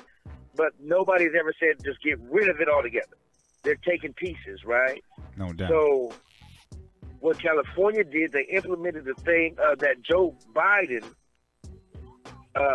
and this may not be popular. I was going to ask you about it, but go ahead. With his sorry ass, he wrote the gang and he wrote the enhancement laws that got all these brothers out here locked up for all these years, more than what they did. This is what an enhancement law is. All right. Let's say I'm driving down the street. The police pulled me over. I got a gun on me. That's 3 years. That's 1 to 3 years in prison, right? All right.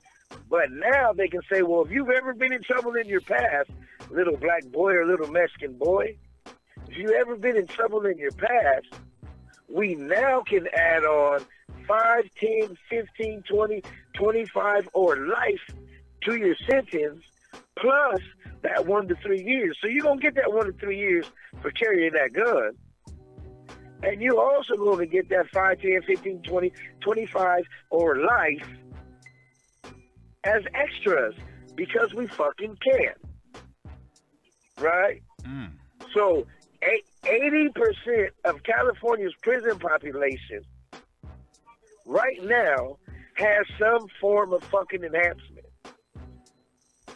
You dig what I'm saying? Think about that. Yeah. 80% of the 120 to 140,000 people in prison here have some form of enhancement. So they're making a fucking killing. Who's in the game? Who they charging with these guns? Little blacks and little Hispanics and broke whites. Right? I mean, that's just what it is.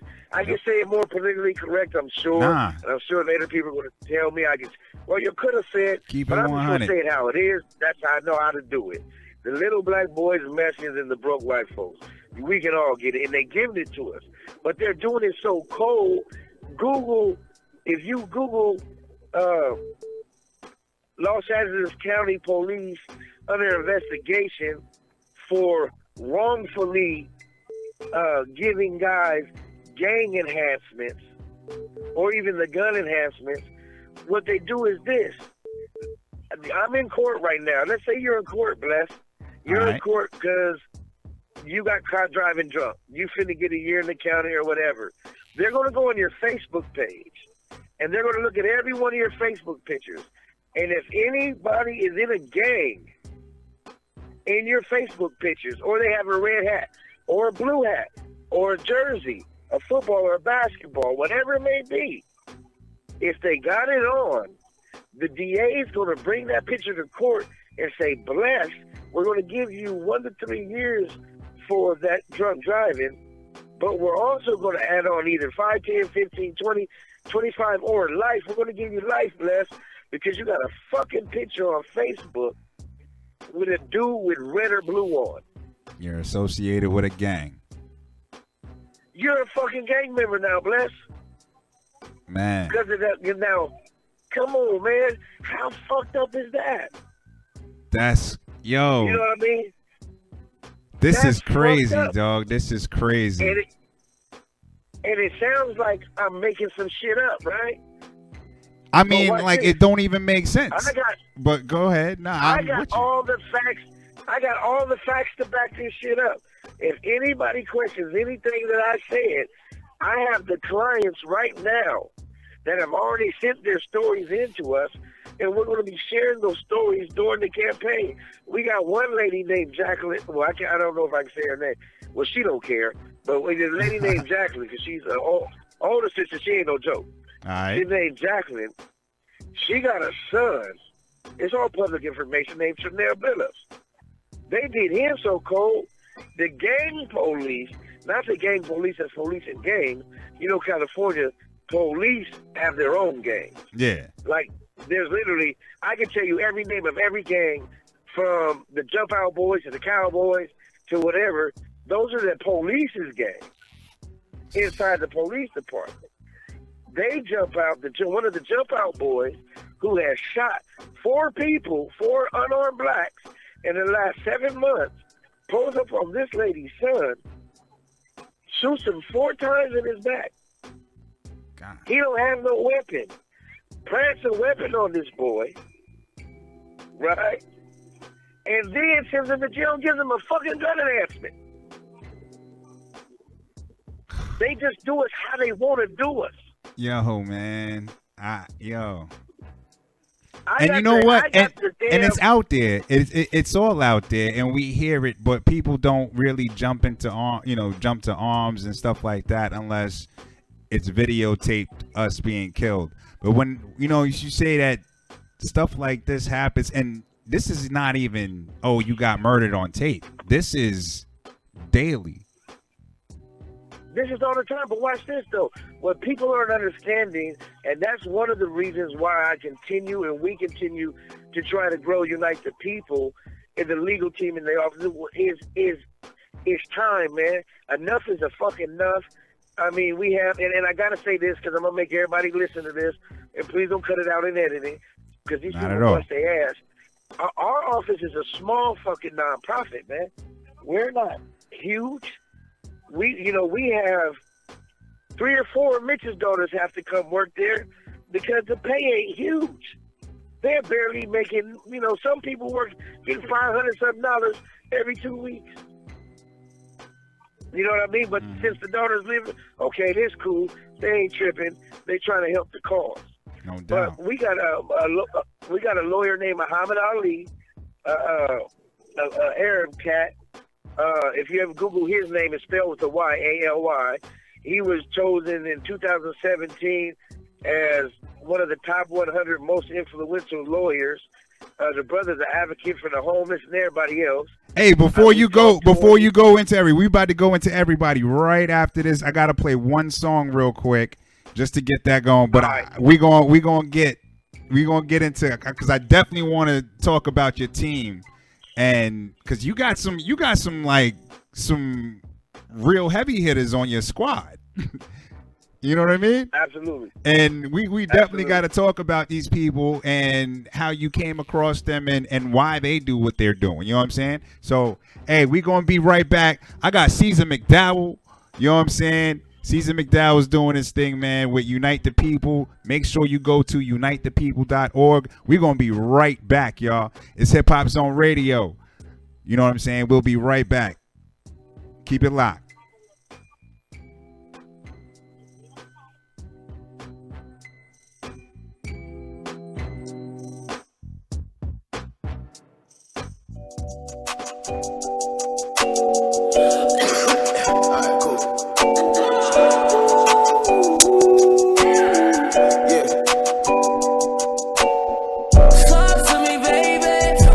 You so pretty little missy baby. I got one night for you,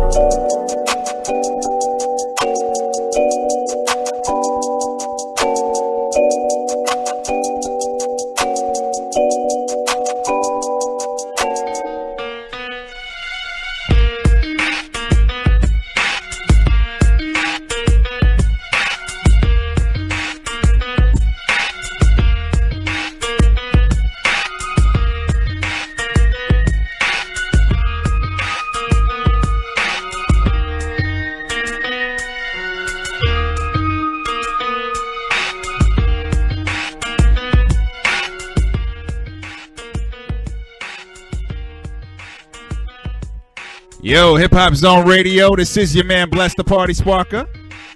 And Jay the Pro. You know, man, this is like the most powerful show I've ever been a part of, I think. You know what I'm saying? And I got to give it up. We got my man, Caesar McDowell. I was about to say Mitch. See, I'm just so used to saying Mitch at this point. You know what I'm saying? We got my man, Caesar McDowell, you know what I'm saying, on the line with us. Unite the People, UnitethePeople.org. Man, I mean, when I say like a powerful organization and like all the little sayings, yo, one man can't make a difference, yo, it's crazy. And I know it's a team, you know what I'm saying, but he was talking about all of this stuff and how, you know, it was lit in him from sitting in prison. To me, honestly, bro, it sounds like this is just you. Like, you were put on this earth to help people. You know what I'm saying?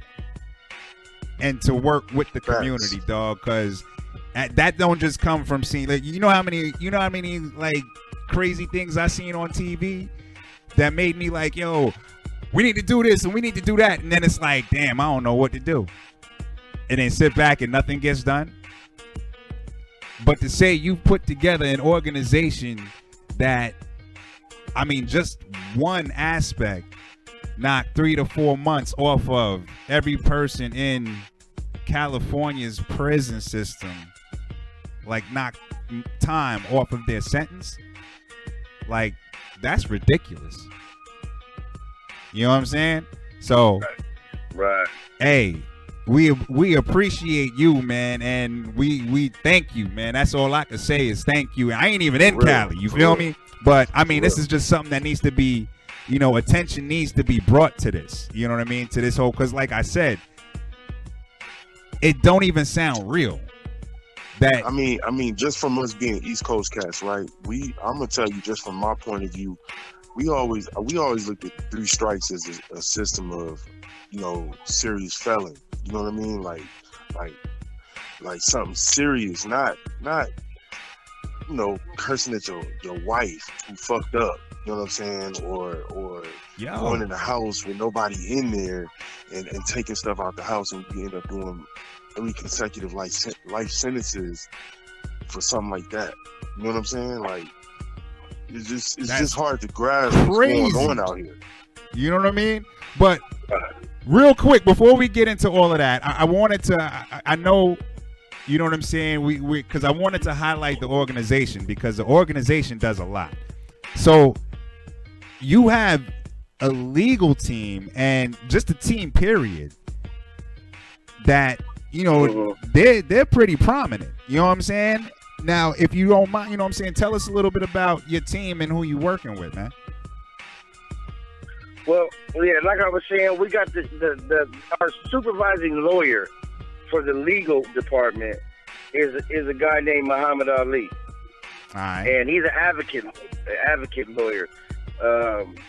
I've watched videos of this guy going to jail trying to help the homeless people when the police were harassing them, or go to jail at the town hall meetings when they were speaking about, you know, stuff that was going on locally. We had to have him, you know, so we got this guy. He's working with us. I mean, you know, he's helping people for far less. I mean, this brother is taking a pay cut out of this world. He could go and be charging $15,000, $20,000 for every case he's trying to, you know, but he's getting barely a percent of that for the whole month. You know what I mean? Yeah. And we have Leah Rosario. She's a very talented trial lawyer. She's like superwoman, you know, when it comes to cross-examining, and, you know, these DAs and these police when they're telling these stories or whatever it may be, right? We have Michelle, Olivia, Lacey. I put you Raina. on the spot. My bad. No. It's a good thing, because we want to name these people, because people don't understand. We have Peyton, Shawan, We have a volunteer lady named Lena Cole that come in every day, man. And I just named you our whole entire team that's in office every day. I'm gonna get into some of our other members as well, because we do have some big names as well. But these people that are in there working in this office every day, you don't do this by yourself, right? No, not at all, right? And these people are in there. We're charging for what a normal lawyer would charge $15,000 to $20,000 for. We charge $2,900, right? And we let people pay half down and half later. We just want them to be able to have good representation, but it's hard because our fees are so low. We get a lot of people that call, and when these people are calling in, man, you got people, you know, they may pay today, and 2 days later they're calling you, cussing you out. You know, where's my paperwork? You know, they going in there and saying, "What y'all do? Update me now." And the staff be taking a beating, man. They be taking a beating. But every last person, we got Chelsea. I didn't name Chelsea. Excuse me. We got Chelsea. Every person in that office wants to help people. Like, we won't hire you if you don't either currently or formerly have somebody who was incarcerated, a loved one. You need to be able to understand what a guy goes through in court, what a guy goes through in visiting in them little tiny tables, or the $1 million collect calls, or the packages, or the, you know, Christmases where the guy's laying in his cell sick, and you know what I mean? If you don't understand that, then you can't work there. You have to genuinely be for the people. You know what I mean? Because your pay is not great. You know what I mean? I have to call you all times there. We have clients that call me at midnight. They call 1 in the morning.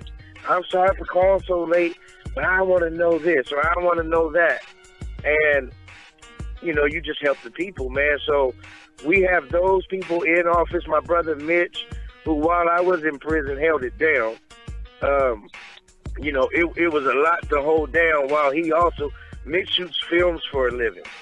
So he's trying to shoot these films and feed himself and his family and do the work that I'm trying to do to help make my dream of helping the people a reality. So he busts his ass,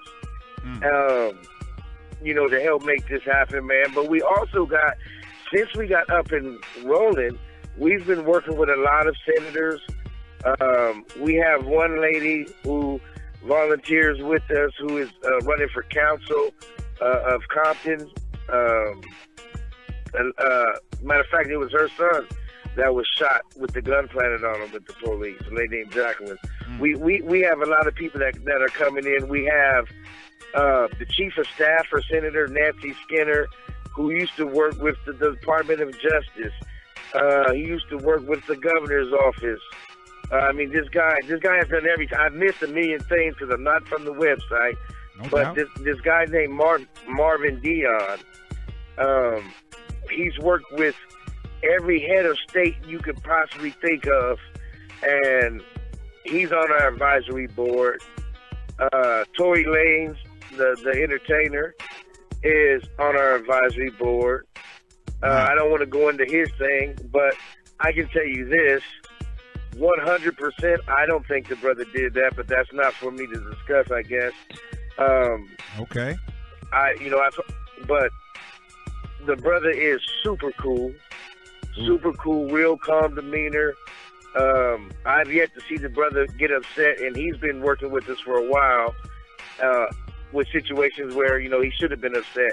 As a matter of fact, he's the one that started off the initiating. You know, UnitethePeople has never, ever gotten one grant. We have never gotten a dollar from nowhere else. This was me and Mitch. We put all of our money, everything we had saved up, we put in to start the organization. And Tory understood that, and he gave us some money. I'm not going to say how much, but he donated some money to help with the gang and gun enhancement campaign that we're about to launch to change the gang and gun enhancement law here in California. Now, and bless you was saying that it was me. I tell everybody it was God, brother, because I swear to you, every time something needs to happen in order for us to further the organization to help people more, it happens. It just comes to me. Like, literally, somebody will call me and say, I'll be sitting there like, man, we need this bad. How am I going to do it? I promise you within 48 hours, somebody calls, and I haven't told nobody, and somebody says, hey, guess what? I know somebody over here that got this, and they want to, you know what I mean? They want to do this with you. They want to do that. But besides Tory putting in that money for that campaign, it's been just us. We got a guy named John Williams who does A&R for DJ Mustard. This guy, he's the secretary of our organization. That guy's been working with us for 5 years. He has never, ever, not once received one nickel from the organization. Not one nickel. And the guy still works with us to help the people, man. John Williams is a great dude. We got a guy named Angelo Weldon. You guys may have heard of him. He has an organization called the Weldon Project. And he was incarcerated in Utah. They gave him like 55 years for a small amount of weed. And Alicia Keys and Barack Obama and that guy, I think it's Congressman Lee or Senator Lee or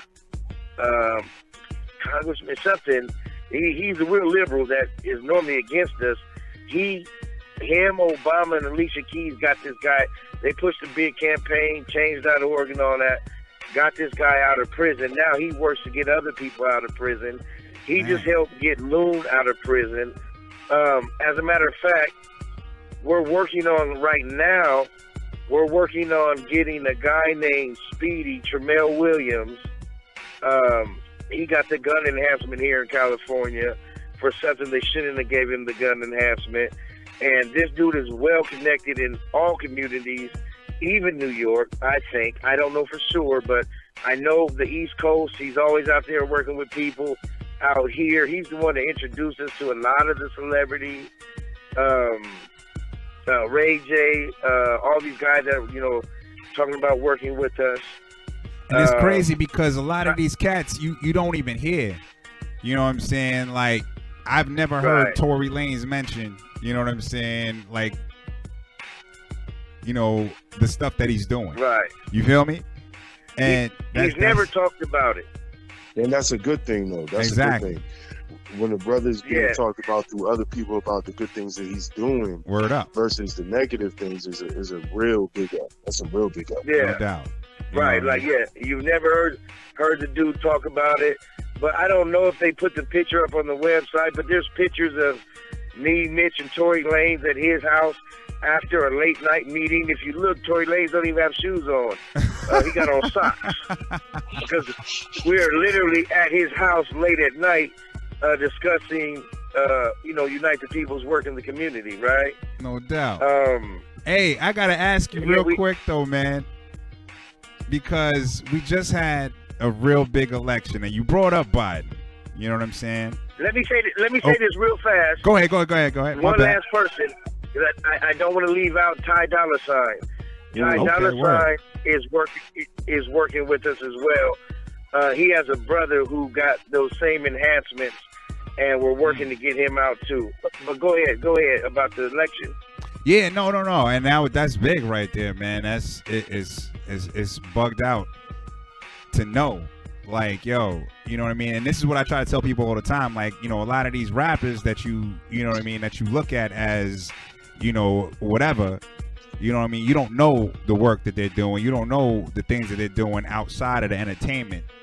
You know what I mean? So that's big, and I appreciate you for putting that out there like that, But as far as the election, you brought up Biden, you know what I mean? But a lot of people don't know the history, and I would like to know, just because, you know, now you got a lot of, you know, people in those areas. You've been dealing, you know, with a lot of political figures and things of that nature. What do you feel about Kamala Harris? Man, listen, this is what I gotta just say it like that. I was trying to telepathically tell the rest of the world, because they don't know. The brothers on the East Coast don't know how this woman shitted on us here in California. Shitted on us, right? And you guys see Joe Biden and a black political figure from California. We see that old dude that killed us and got us up in this prison for way longer than we're supposed to be, and the devil. And I know I shouldn't say it like that, and people are probably, but it is what it is. That's what we see, because we see Kamala Harris, the DA. You know, nobody talks about all the parents that Kamala Harris put in prison because their sons ditched school. If your son or your daughter did school in California, they lock the parents and put them in jail. Wow. Right? They give you 6 months. Google it. 6 you months? Get 6 months. Yeah. Wow. So your daughter or your son did school numerous times, not the first time. They did school numerous times. They go lock the mama up for 6 months. Now, what is that child going to do? The daddy been in prison. Now the mama in the county for 6 months. What's that child going to do? Now you're making it a child of the system. Now you're getting paid off that child. Wow. She did that hundreds of times. She's prosecuted brothers when they were talking about changing these laws before she was black. You know, she turned black during the election. But before she was black, she when they was talking about changing the laws and how it's disproportionate here in California, she was totally against it. So I'm laying in the cell watching this lady talking about, I need to die here. I did 20 years. That's basically a life. When my kids were 2, 3, they were babies. They're adults now that grew up. I have 2 daughters. Both of them, one of them's story, you know, their video is on our website, and she has never told me. I watched the video, and I want to jump off a fucking bridge, because my daughter's talking about how she was being raped as a young girl, and she could never have nobody to tell, and her daddy wasn't there protecting her. My other daughter, who grew up in a different city, different mom, grew up in a different city, same fucking story. Guy was in the house raping her all the time. But I'm not home to protect her because I cursed when I was a young kid. I cursed words in my living room. So I went to jail for 3 life sentences. I did 20 years straight. She grew up without a daddy for prom, birthdays, and you dig what I'm saying? Graduation. You see what I'm saying? So to me, when I look at these people running for office, I'm like, man, fuck them. You know what I mean? Because I know what you guys did. So I can't look at, and I'm not saying I'm a Trump fan. But if Trump is a racist, goddammit, at least he told me he's a racist to my face. I know he's a racist then. You know what I mean? If that's what they're saying. But you're looking at Kamala Harris and Biden for the average people, like, yay, black lady in and Obama's right-hand man. If that dude cared, you know, now he's talking about he's sorry. Man, fuck you're sorry. Ain't that a bitch? I know thousands of dudes. I've been in half the prisons in California over that 20 years. And I know thousands of dudes who are still laying in that cell. Great, you said sorry. And I don't think you're going to do shit about it now, because you didn't do shit about it when you was vice president. Yeah. If you was going to do something, he would have did it then. So I can't stand them. Not even a little bit. That's and see, I didn't even know the extent. You know what I mean? Of the laws passed, and like the things done. out there. I just recently started hearing about it from cats that we got listeners and stuff like that out in Cali. Man. Right. Well, I mean, I just try to say what it is. I don't, you know what I mean?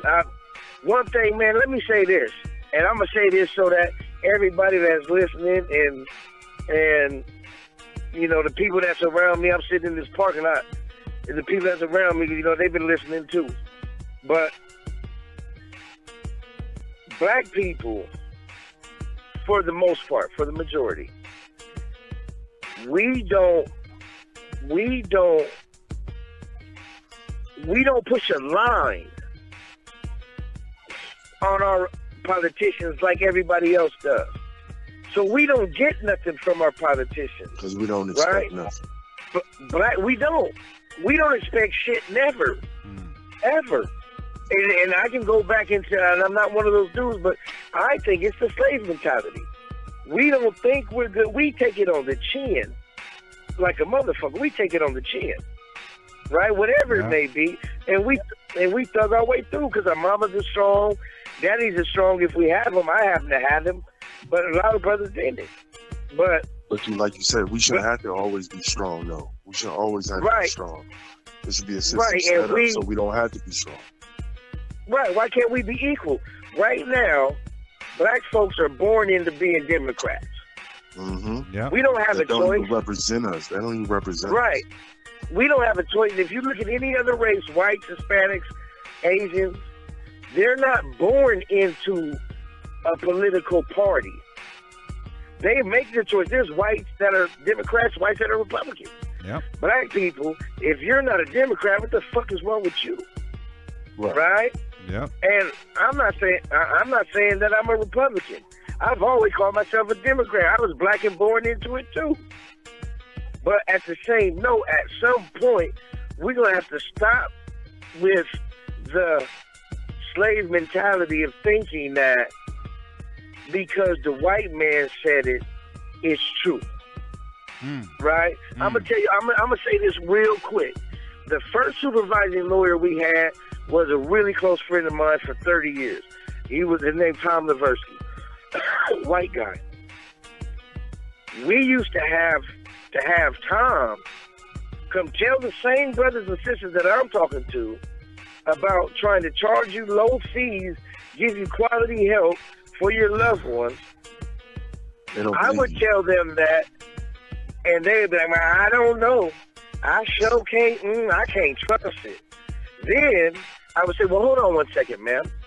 Put them on hold, and I would go get Tom and put Tom on the phone. And Tom would come get on the phone. Hey, how you doing, Tom Leversky?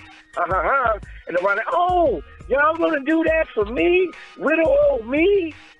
And, oh, yes, baby, let's do it now. And that's just how we are as black men, black women, and the majority of us, not all of us, but a lot of us, I'll even say that, a lot of us, we look at that as, you know what I mean? If the white man said it got to be true. And I'm not no racist or none of that, man. I'm black, white, and I just did Ancestry.com, a bunch of other shit, but I'm predominantly black and white, right? So... You look a little Native American, just beyond. No, I'm just playing. Right, but no, watch this. All my life, I thought I had Indian. I was told I was black, white, Cherokee, and Blackfoot Indian all my life. I got Ancestry.com about 7 days ago. I don't have a drop of Indian in me. Not one little bit. Bro, I just did the same thing. I just sent my shit out. I just sent it out, 2 days ago, all right? I'm on it. Hey, Steve, let me ask you this. Just real quick. You brought up General Kane, right? I had to make a music reference. So is General Kane the same group that did Crack, Kill, Applejack?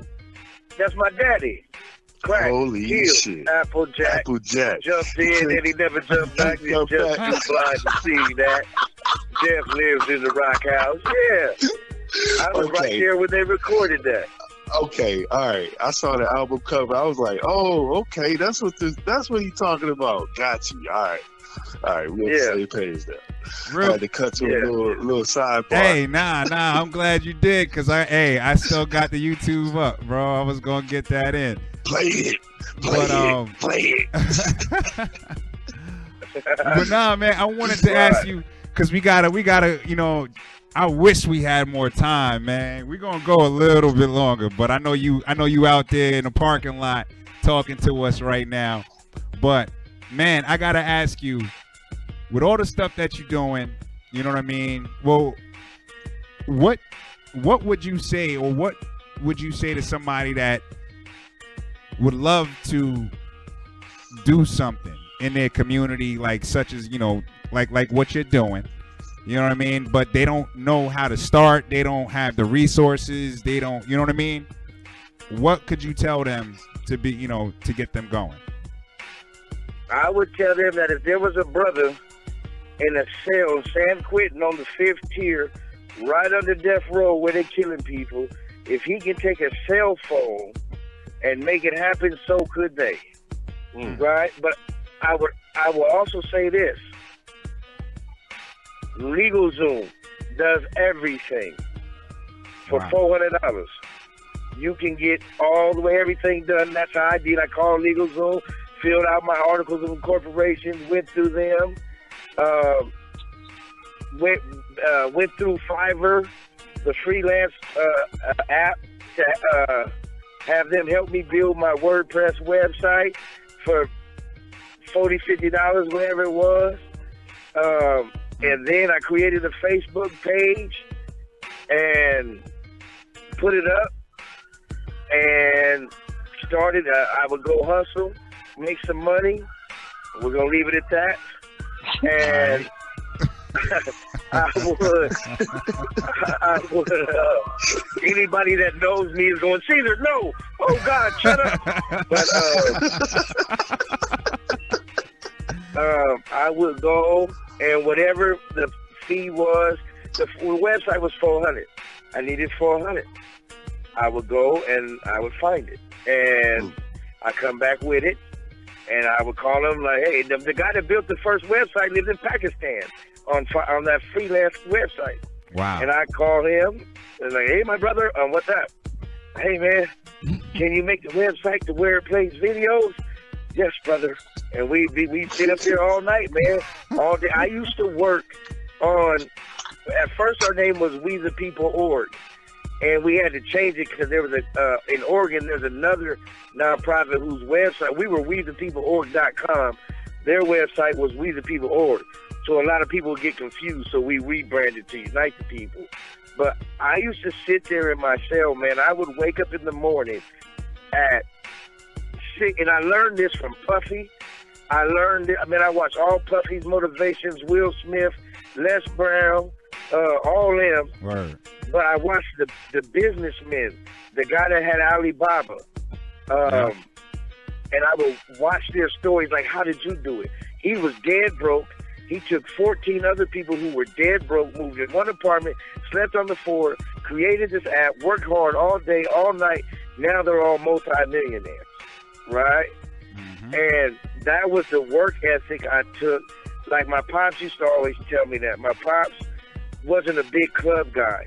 So when his band would be down and they're doing concerts or doing shows or even doing the album, they're always partying. They're, hey, I love them, hey.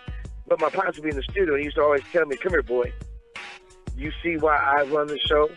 Because I'm going to sit my ass in here and I'm going to work all day and all. He sat in that studio all day and all night, every day, every night. I can't really remember him nowhere else but the bellboy's office besides his studio. And he would tell me, that's why I'm making it work. If you want something to work, you got to work it. So that's what I did, man.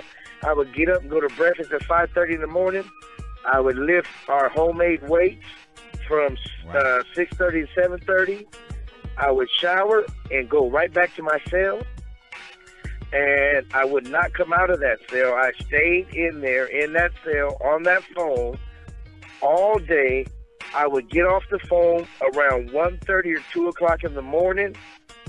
I would wake up the next day and do it again. I did that for 4 years straight until they released me.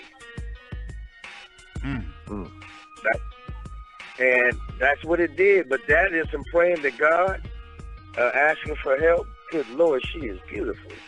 But, oh, my bad. Nah, you good. Don't apologize. Don't apologize. No. No. It was a puppy. Oh, okay. It was a Right. puppy. Yeah, right. So, All sometimes we got to take a moment for like the sunrise, beautiful sunset. Right. No, You know what I'm saying?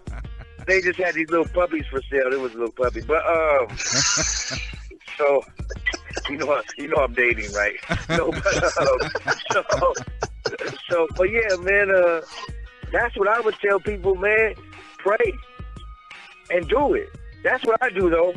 I pray and I do it. If I say, you know what, I'm gonna say this. I know we run out of time, but I used to tell the staff.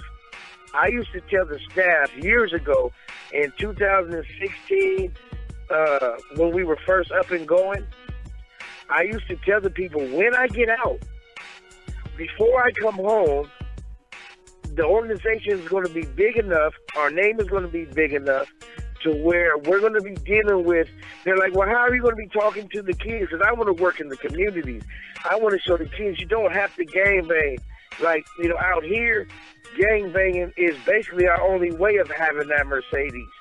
I want to take the brothers out there that are not gangbanging, that are doctors, that are not football players, whatever they did. They didn't have to sell these drugs and gangbang, and you don't have to kill Tyrone, because when your mama got out of high school, she moved on 1st Street. Tyrone's mama moved on 2nd Street. That don't make Tyrone our enemy. I want to take them and show them and to have these events in the communities and have these panels to where it's regular brothers that can get out, man, in these communities. They can see, oh, man, dude's just as cool as a rapper. I mean, as a drug dealer. He got just as many girls or whatever it is that floats their boat. But he was able to do this without doing something illegal, man. If you just put your mind to it and say, I'm going to do it, I honestly think that plus the work ethic plus God did it, because that's what I said. I told everyone, this is God's engineering. I'm just going to keep pushing and pushing until he tell me I'm done. And that's what I do. I told them when I get out, there's going to be entertainers, there's going to be rappers. They're going to put me on their platforms so that I can speak to the people and tell the people about one thing that Unite the People is going to be. Within the next 12 months, we are going to move to another state. We're going to try to keep expanding. We want 2 Unite the Peoples in every state. And we want to create a platform for the people to where when anything's going wrong, when they kill a little black kid, with a little kid, period, and we can rock and rally, but let's have somebody where we can hold them accountable. I used to call the NAACP to help me on my case. They would never respond. I used to look at their building from my county jail cell, and I would call them like, please help me. I'm getting railroaded because I'm black. And they never would once help me. They wouldn't look at my case. They wouldn't do nothing. I want to have an organization where you can call us and say, man, there's too many potholes on my street. I'm calling my local politician. They're not responding. And you call Unite the People, and we're going to jump in, and we're going to help. Whatever it is. Whether it's prison, whether it's jail, whatever it is, we want to be the other side of the government. When something's going wrong in your neighborhood, you call Unite the People, and when they see us getting off them planes, they're going to go, oh, shit. Here comes Unite the People. Because they know we got a team of lawyers, and we got political power. I want to talk to the Black Caucus, and that's what I want to do before I die. That's what I want to do. I want to put something out here, man, where when I'm gone, the people say, that little bald-headed midget really, really helped the people, man. Man. Bro. You know what I mean? It's crazy, yo. When you say that, we gonna have some fun. You ever seen Predator? We gonna have us some fun. Cause I already see we got, you know what I'm saying? I'm gonna get you. I'm gonna let y'all know right now. We gonna have this brother right here on another interview with us, as well as Uncle Bravo out there in DC. You know what I mean? Because we got some people out there that we definitely need to get you in front of. You know what I mean? So I'm ready. I would walk there right now. I would love to see Unite the People in every city, especially out here. I'm in Memphis. You was talking about those towns where everybody know it's racist. Like, bro, they got a state that borders us. That's every town. It's called Mississippi.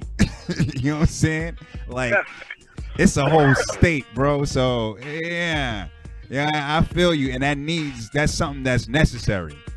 And I know I told you that before. Like, that's something that's necessary because, like you said, you know what I mean. We take it on the chin, and like it's about time. Like it's gotta stop, man. But yeah, I mean, at one point, and I'm not gonna go on long. No, at go one ahead. point, for everything, there was Me Too, there was the LGBT movement, there was civil rights back then. But at one point, man, enough is enough, and somebody, I promise you, if they didn't kill Nip, it was probably going to be him. But somebody at some point is going to get the people to say, you know what? That's motherfucking right. Enough is enough. Why I got to take this? We don't have to. We are born knowing we are second-class citizens in the country. If you would have told me there was going to be a black president, I'd have laughed until I'm in your face. For real. You see what I'm saying? Yep. That we're born at one point we had enough of. I'm just as good as any white, Asian, Mexican, anything. It's not better, and I'm not going to let you make me think any less of myself.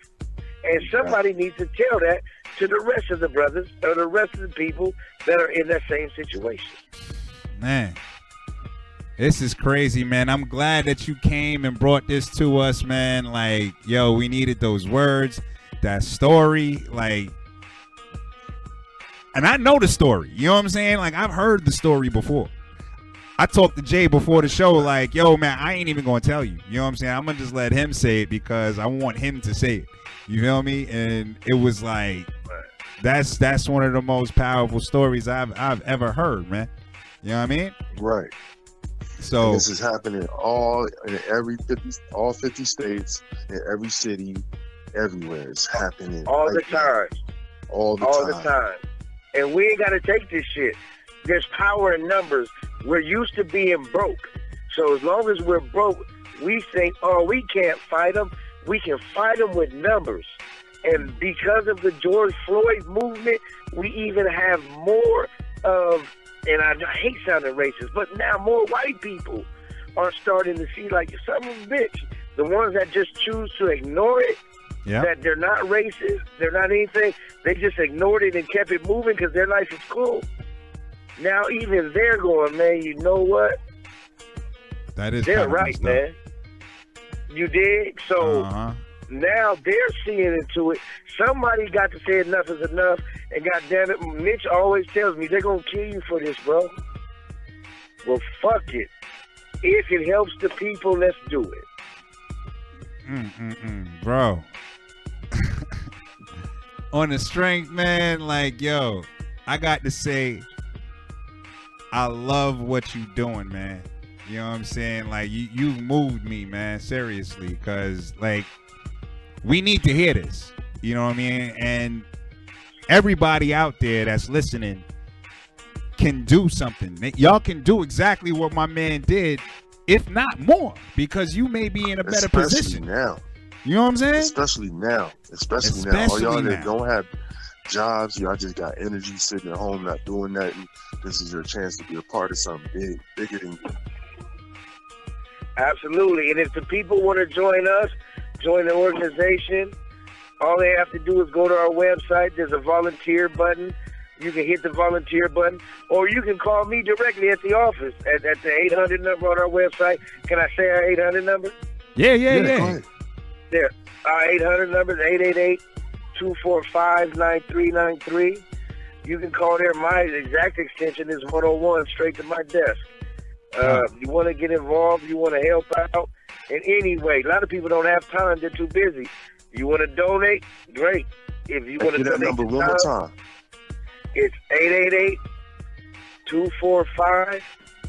9393.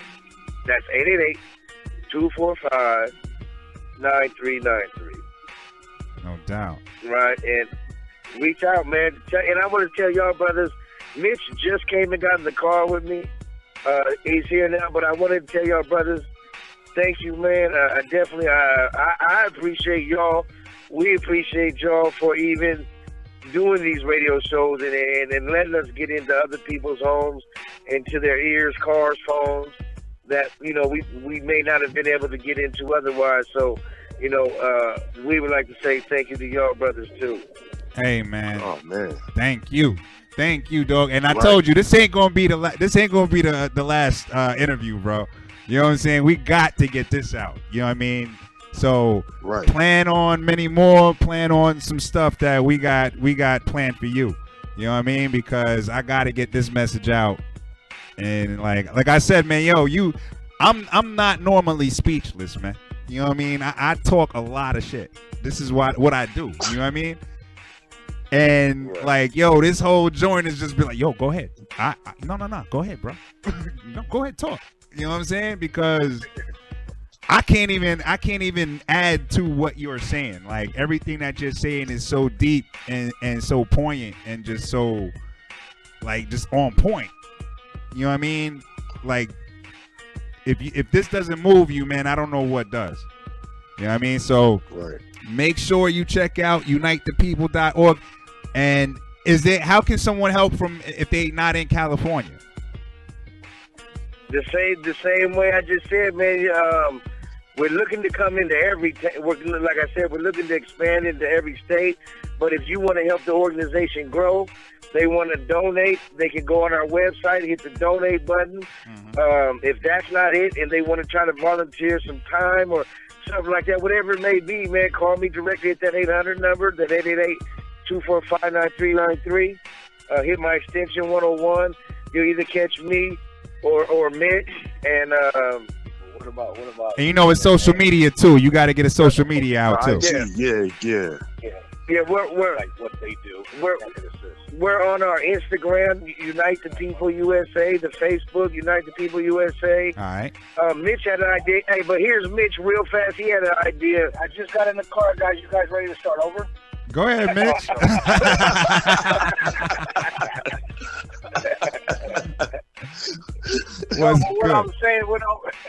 What I was saying was, if they don't have, if they can't help out monetarily, then they can, leave a comment on there with what you do in your, and with your work and with your schooling and what you have that could probably assist other brothers. No doubt. That's right. Okay. That's what's up. Because you can help. You can do something. Hey, so Miss, did you see the puppies too? Were you out there checking out the puppies too? Yeah, of course. Mitch loves the puppies.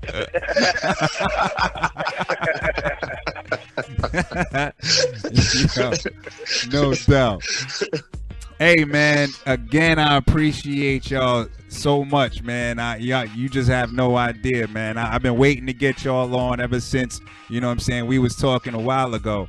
And, like, man, like I said, I'm gonna just shut up, dog, because I know I'm rambling.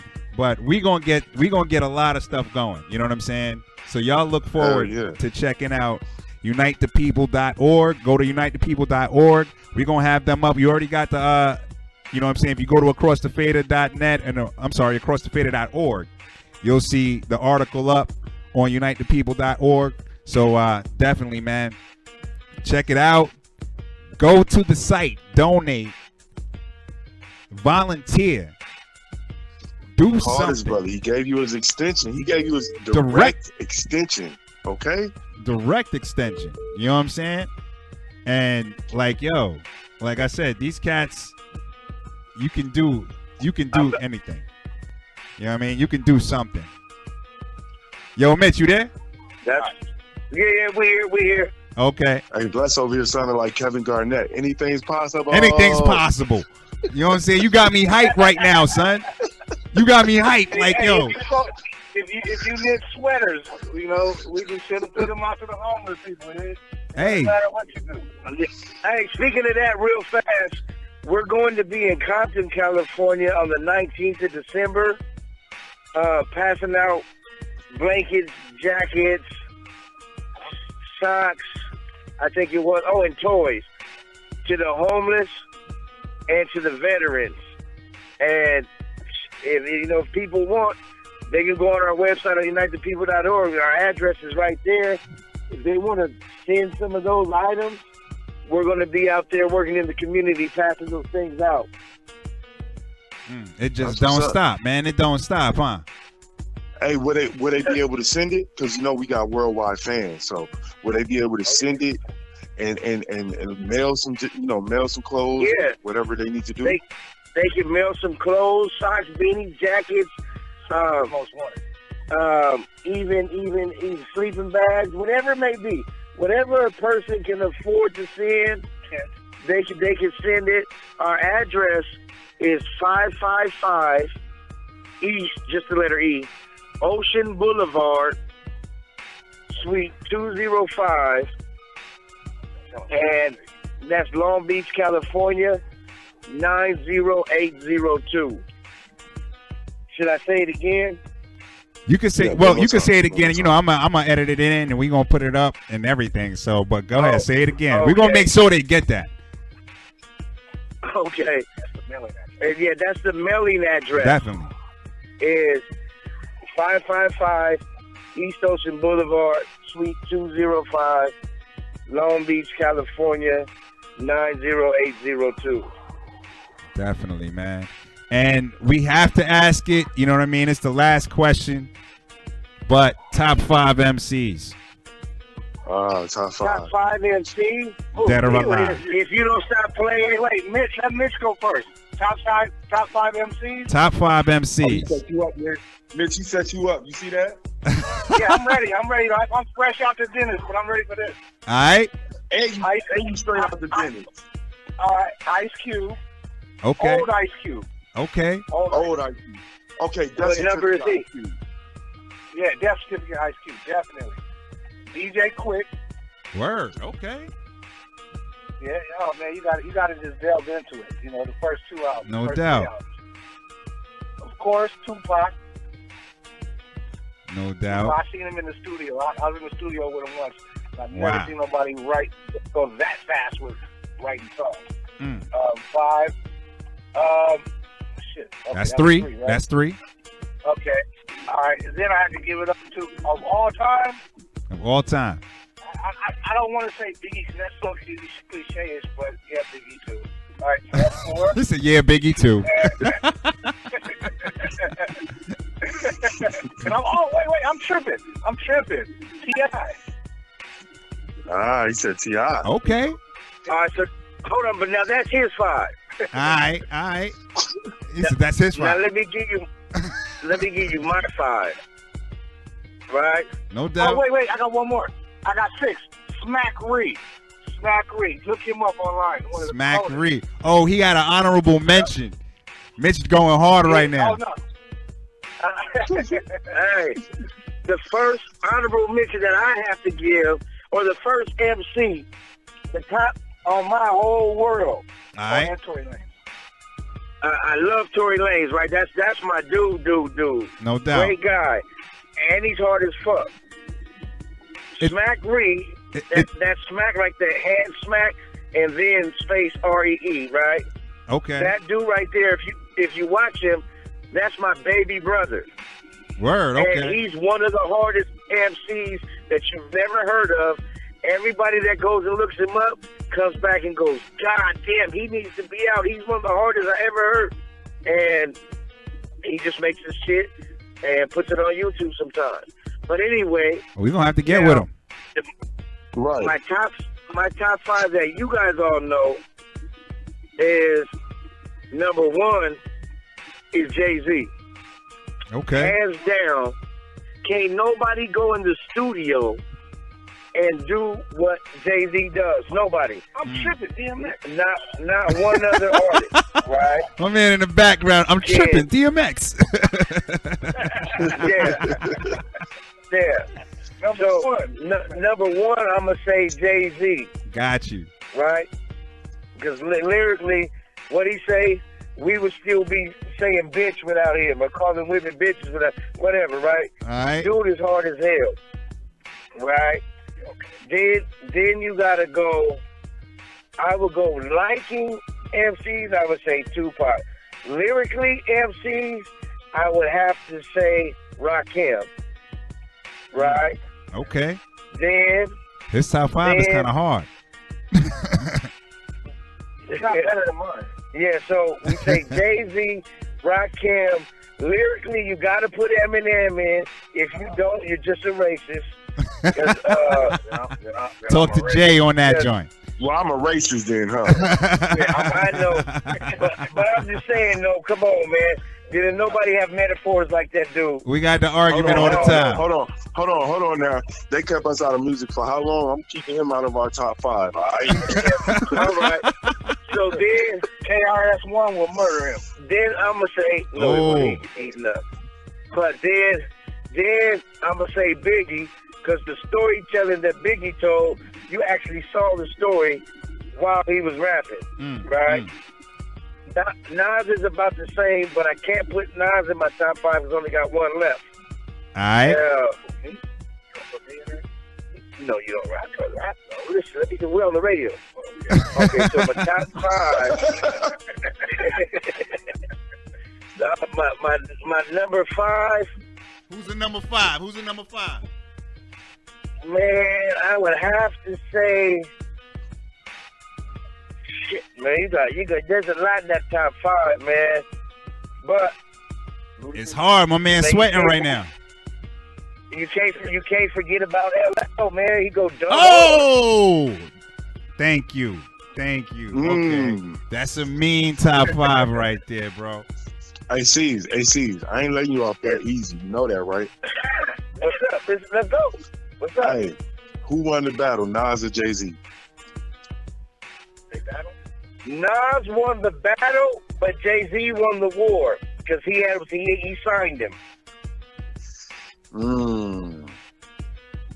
Right? I mean, that Ether was a motherfucker, right? That was the rawest diss song ever made, besides No Vaseline from Ice Cube. Okay. But hit him up. But yeah. Hit him up was hard. Hit him up. But Nas won that battle though. But Jay-Z won the war. Jay-Z signed me. You know what I mean? So, yo, me and Caesar's gonna be cool as shit, son. Like when I tell you me and this cat's gonna be cool as shit, I'm gonna tell you. Cause yo, Jay trying to bait you into some shit right now. He trying to bait you into some personal shit. But nah. What you mean? Wait. What you mean? See, Caesar answered that joint. Yo, hey, we good, dog. You know what I'm saying? He answered it perfectly. That was a perfect man, answer. what? I bow down. I cannot say nothing. You were right about that. All right. He won on the paper side. He won on the paper side. I give him that. Jay-Z won. He won in the books. Okay. All right. Yo. But man, hey, we gotta roll, man. And when I tell you, it was a pleasure having both of y'all on. It was great to get Mitch on too, man. And we gonna have both of y'all on. You know what I mean? And you know what I mean? Get the video in. We gonna talk to y'all for real, and we gonna set some real stuff up. Hey Mitch, I know your pain, brother. I just went to the dentist too, man. I'm feeling you, bro. I'm feeling you, all right? My upper lip is on my lap. Oh man. He over there like, Jay-Z the top 5.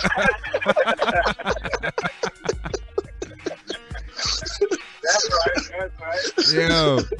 Hey man, word up, man. It's your man Bless the Party Sparker. And Jada Pro. Hip Hop Zone Radio, Power 357. Yo, this is a real story right here, man. And once again, I just got to put it out there. If you can do something, which you can, you need to go ahead and do it. Because it's more important than just you. You know what I'm saying? So we applaud you, man. We applaud you, the organization, UnitethePeople.org. And we can't wait to get y'all back on, man. There we go. Can't wait to be back on. Word Till up. next time. Brother. Till next time. Yes, sir. Moving the music around the globe. And across the fader. We out, y'all. Hey, Peace. we can crack you on Applejack. Oh, we about to play that next. Matter of fact, we about to play Crack Killed Applejack next. You know what I'm saying? Shout out to they pops, General Kane. You know what I'm saying? That's what it is, man. Hip Hop Zone Radio, y'all. All right, Peace. We out. all right, y'all.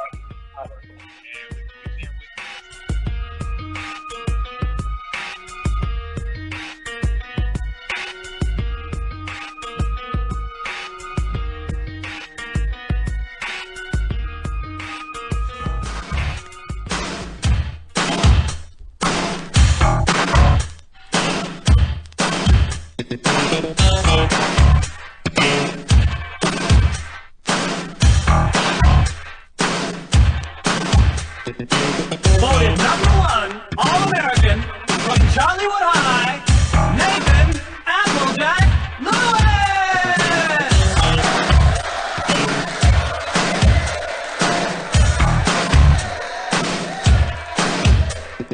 29th of June on a full moon, a baby was born 4 months too soon. All for love and love for all. Who would know later in life he'd fall?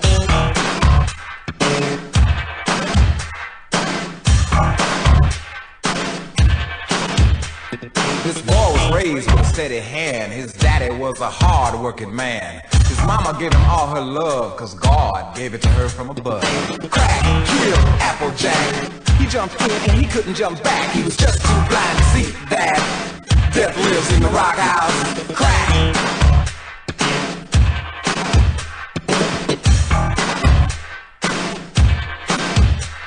His friends thought it was all for fun. He robbed the old woman with a water gun. His heart was pounding, his eyes was wide, but the devil was on his side. Crack, killed Applejack. He jumped in and he couldn't jump back. He was just too blind to see that death lives in the rock house. Crack, killed Applejack. He jumped in and he couldn't jump back. He was just too blind to see that death lives in the rock house. Crack.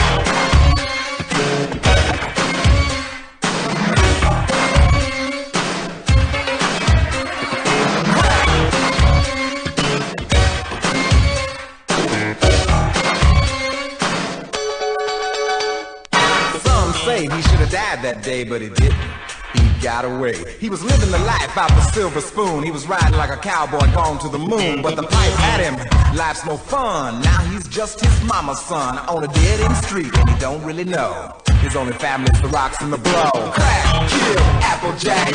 He jumped in and he couldn't jump back. He was just too blind to see that death lives in the rock house.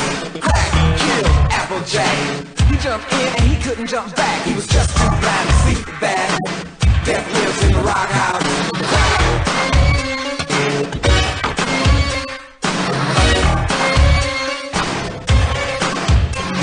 He sold his watch, he pawned his ring. Boy, looking for the real thing. And I don't know if I told you about his wife named Annie. He soon began to sell her fanny to the deacon and the plumber and the Indian chief, even to the hype across the street. And when his money and woman was gone, he began to sell his own. Crack, killed Applejack. He jumped in and he couldn't jump back. He was just too blind to see that death lives in the rock house. Crack, killed Applejack. He jumped in and he couldn't jump back. He was just too blind to see that death lives in the rock house.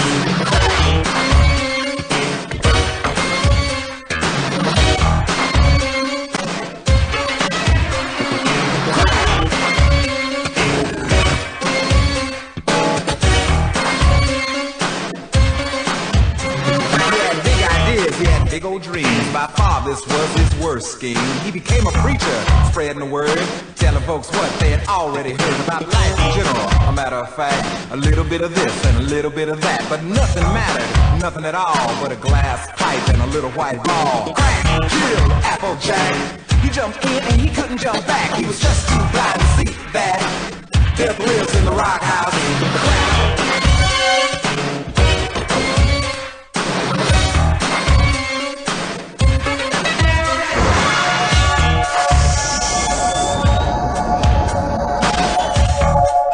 All good.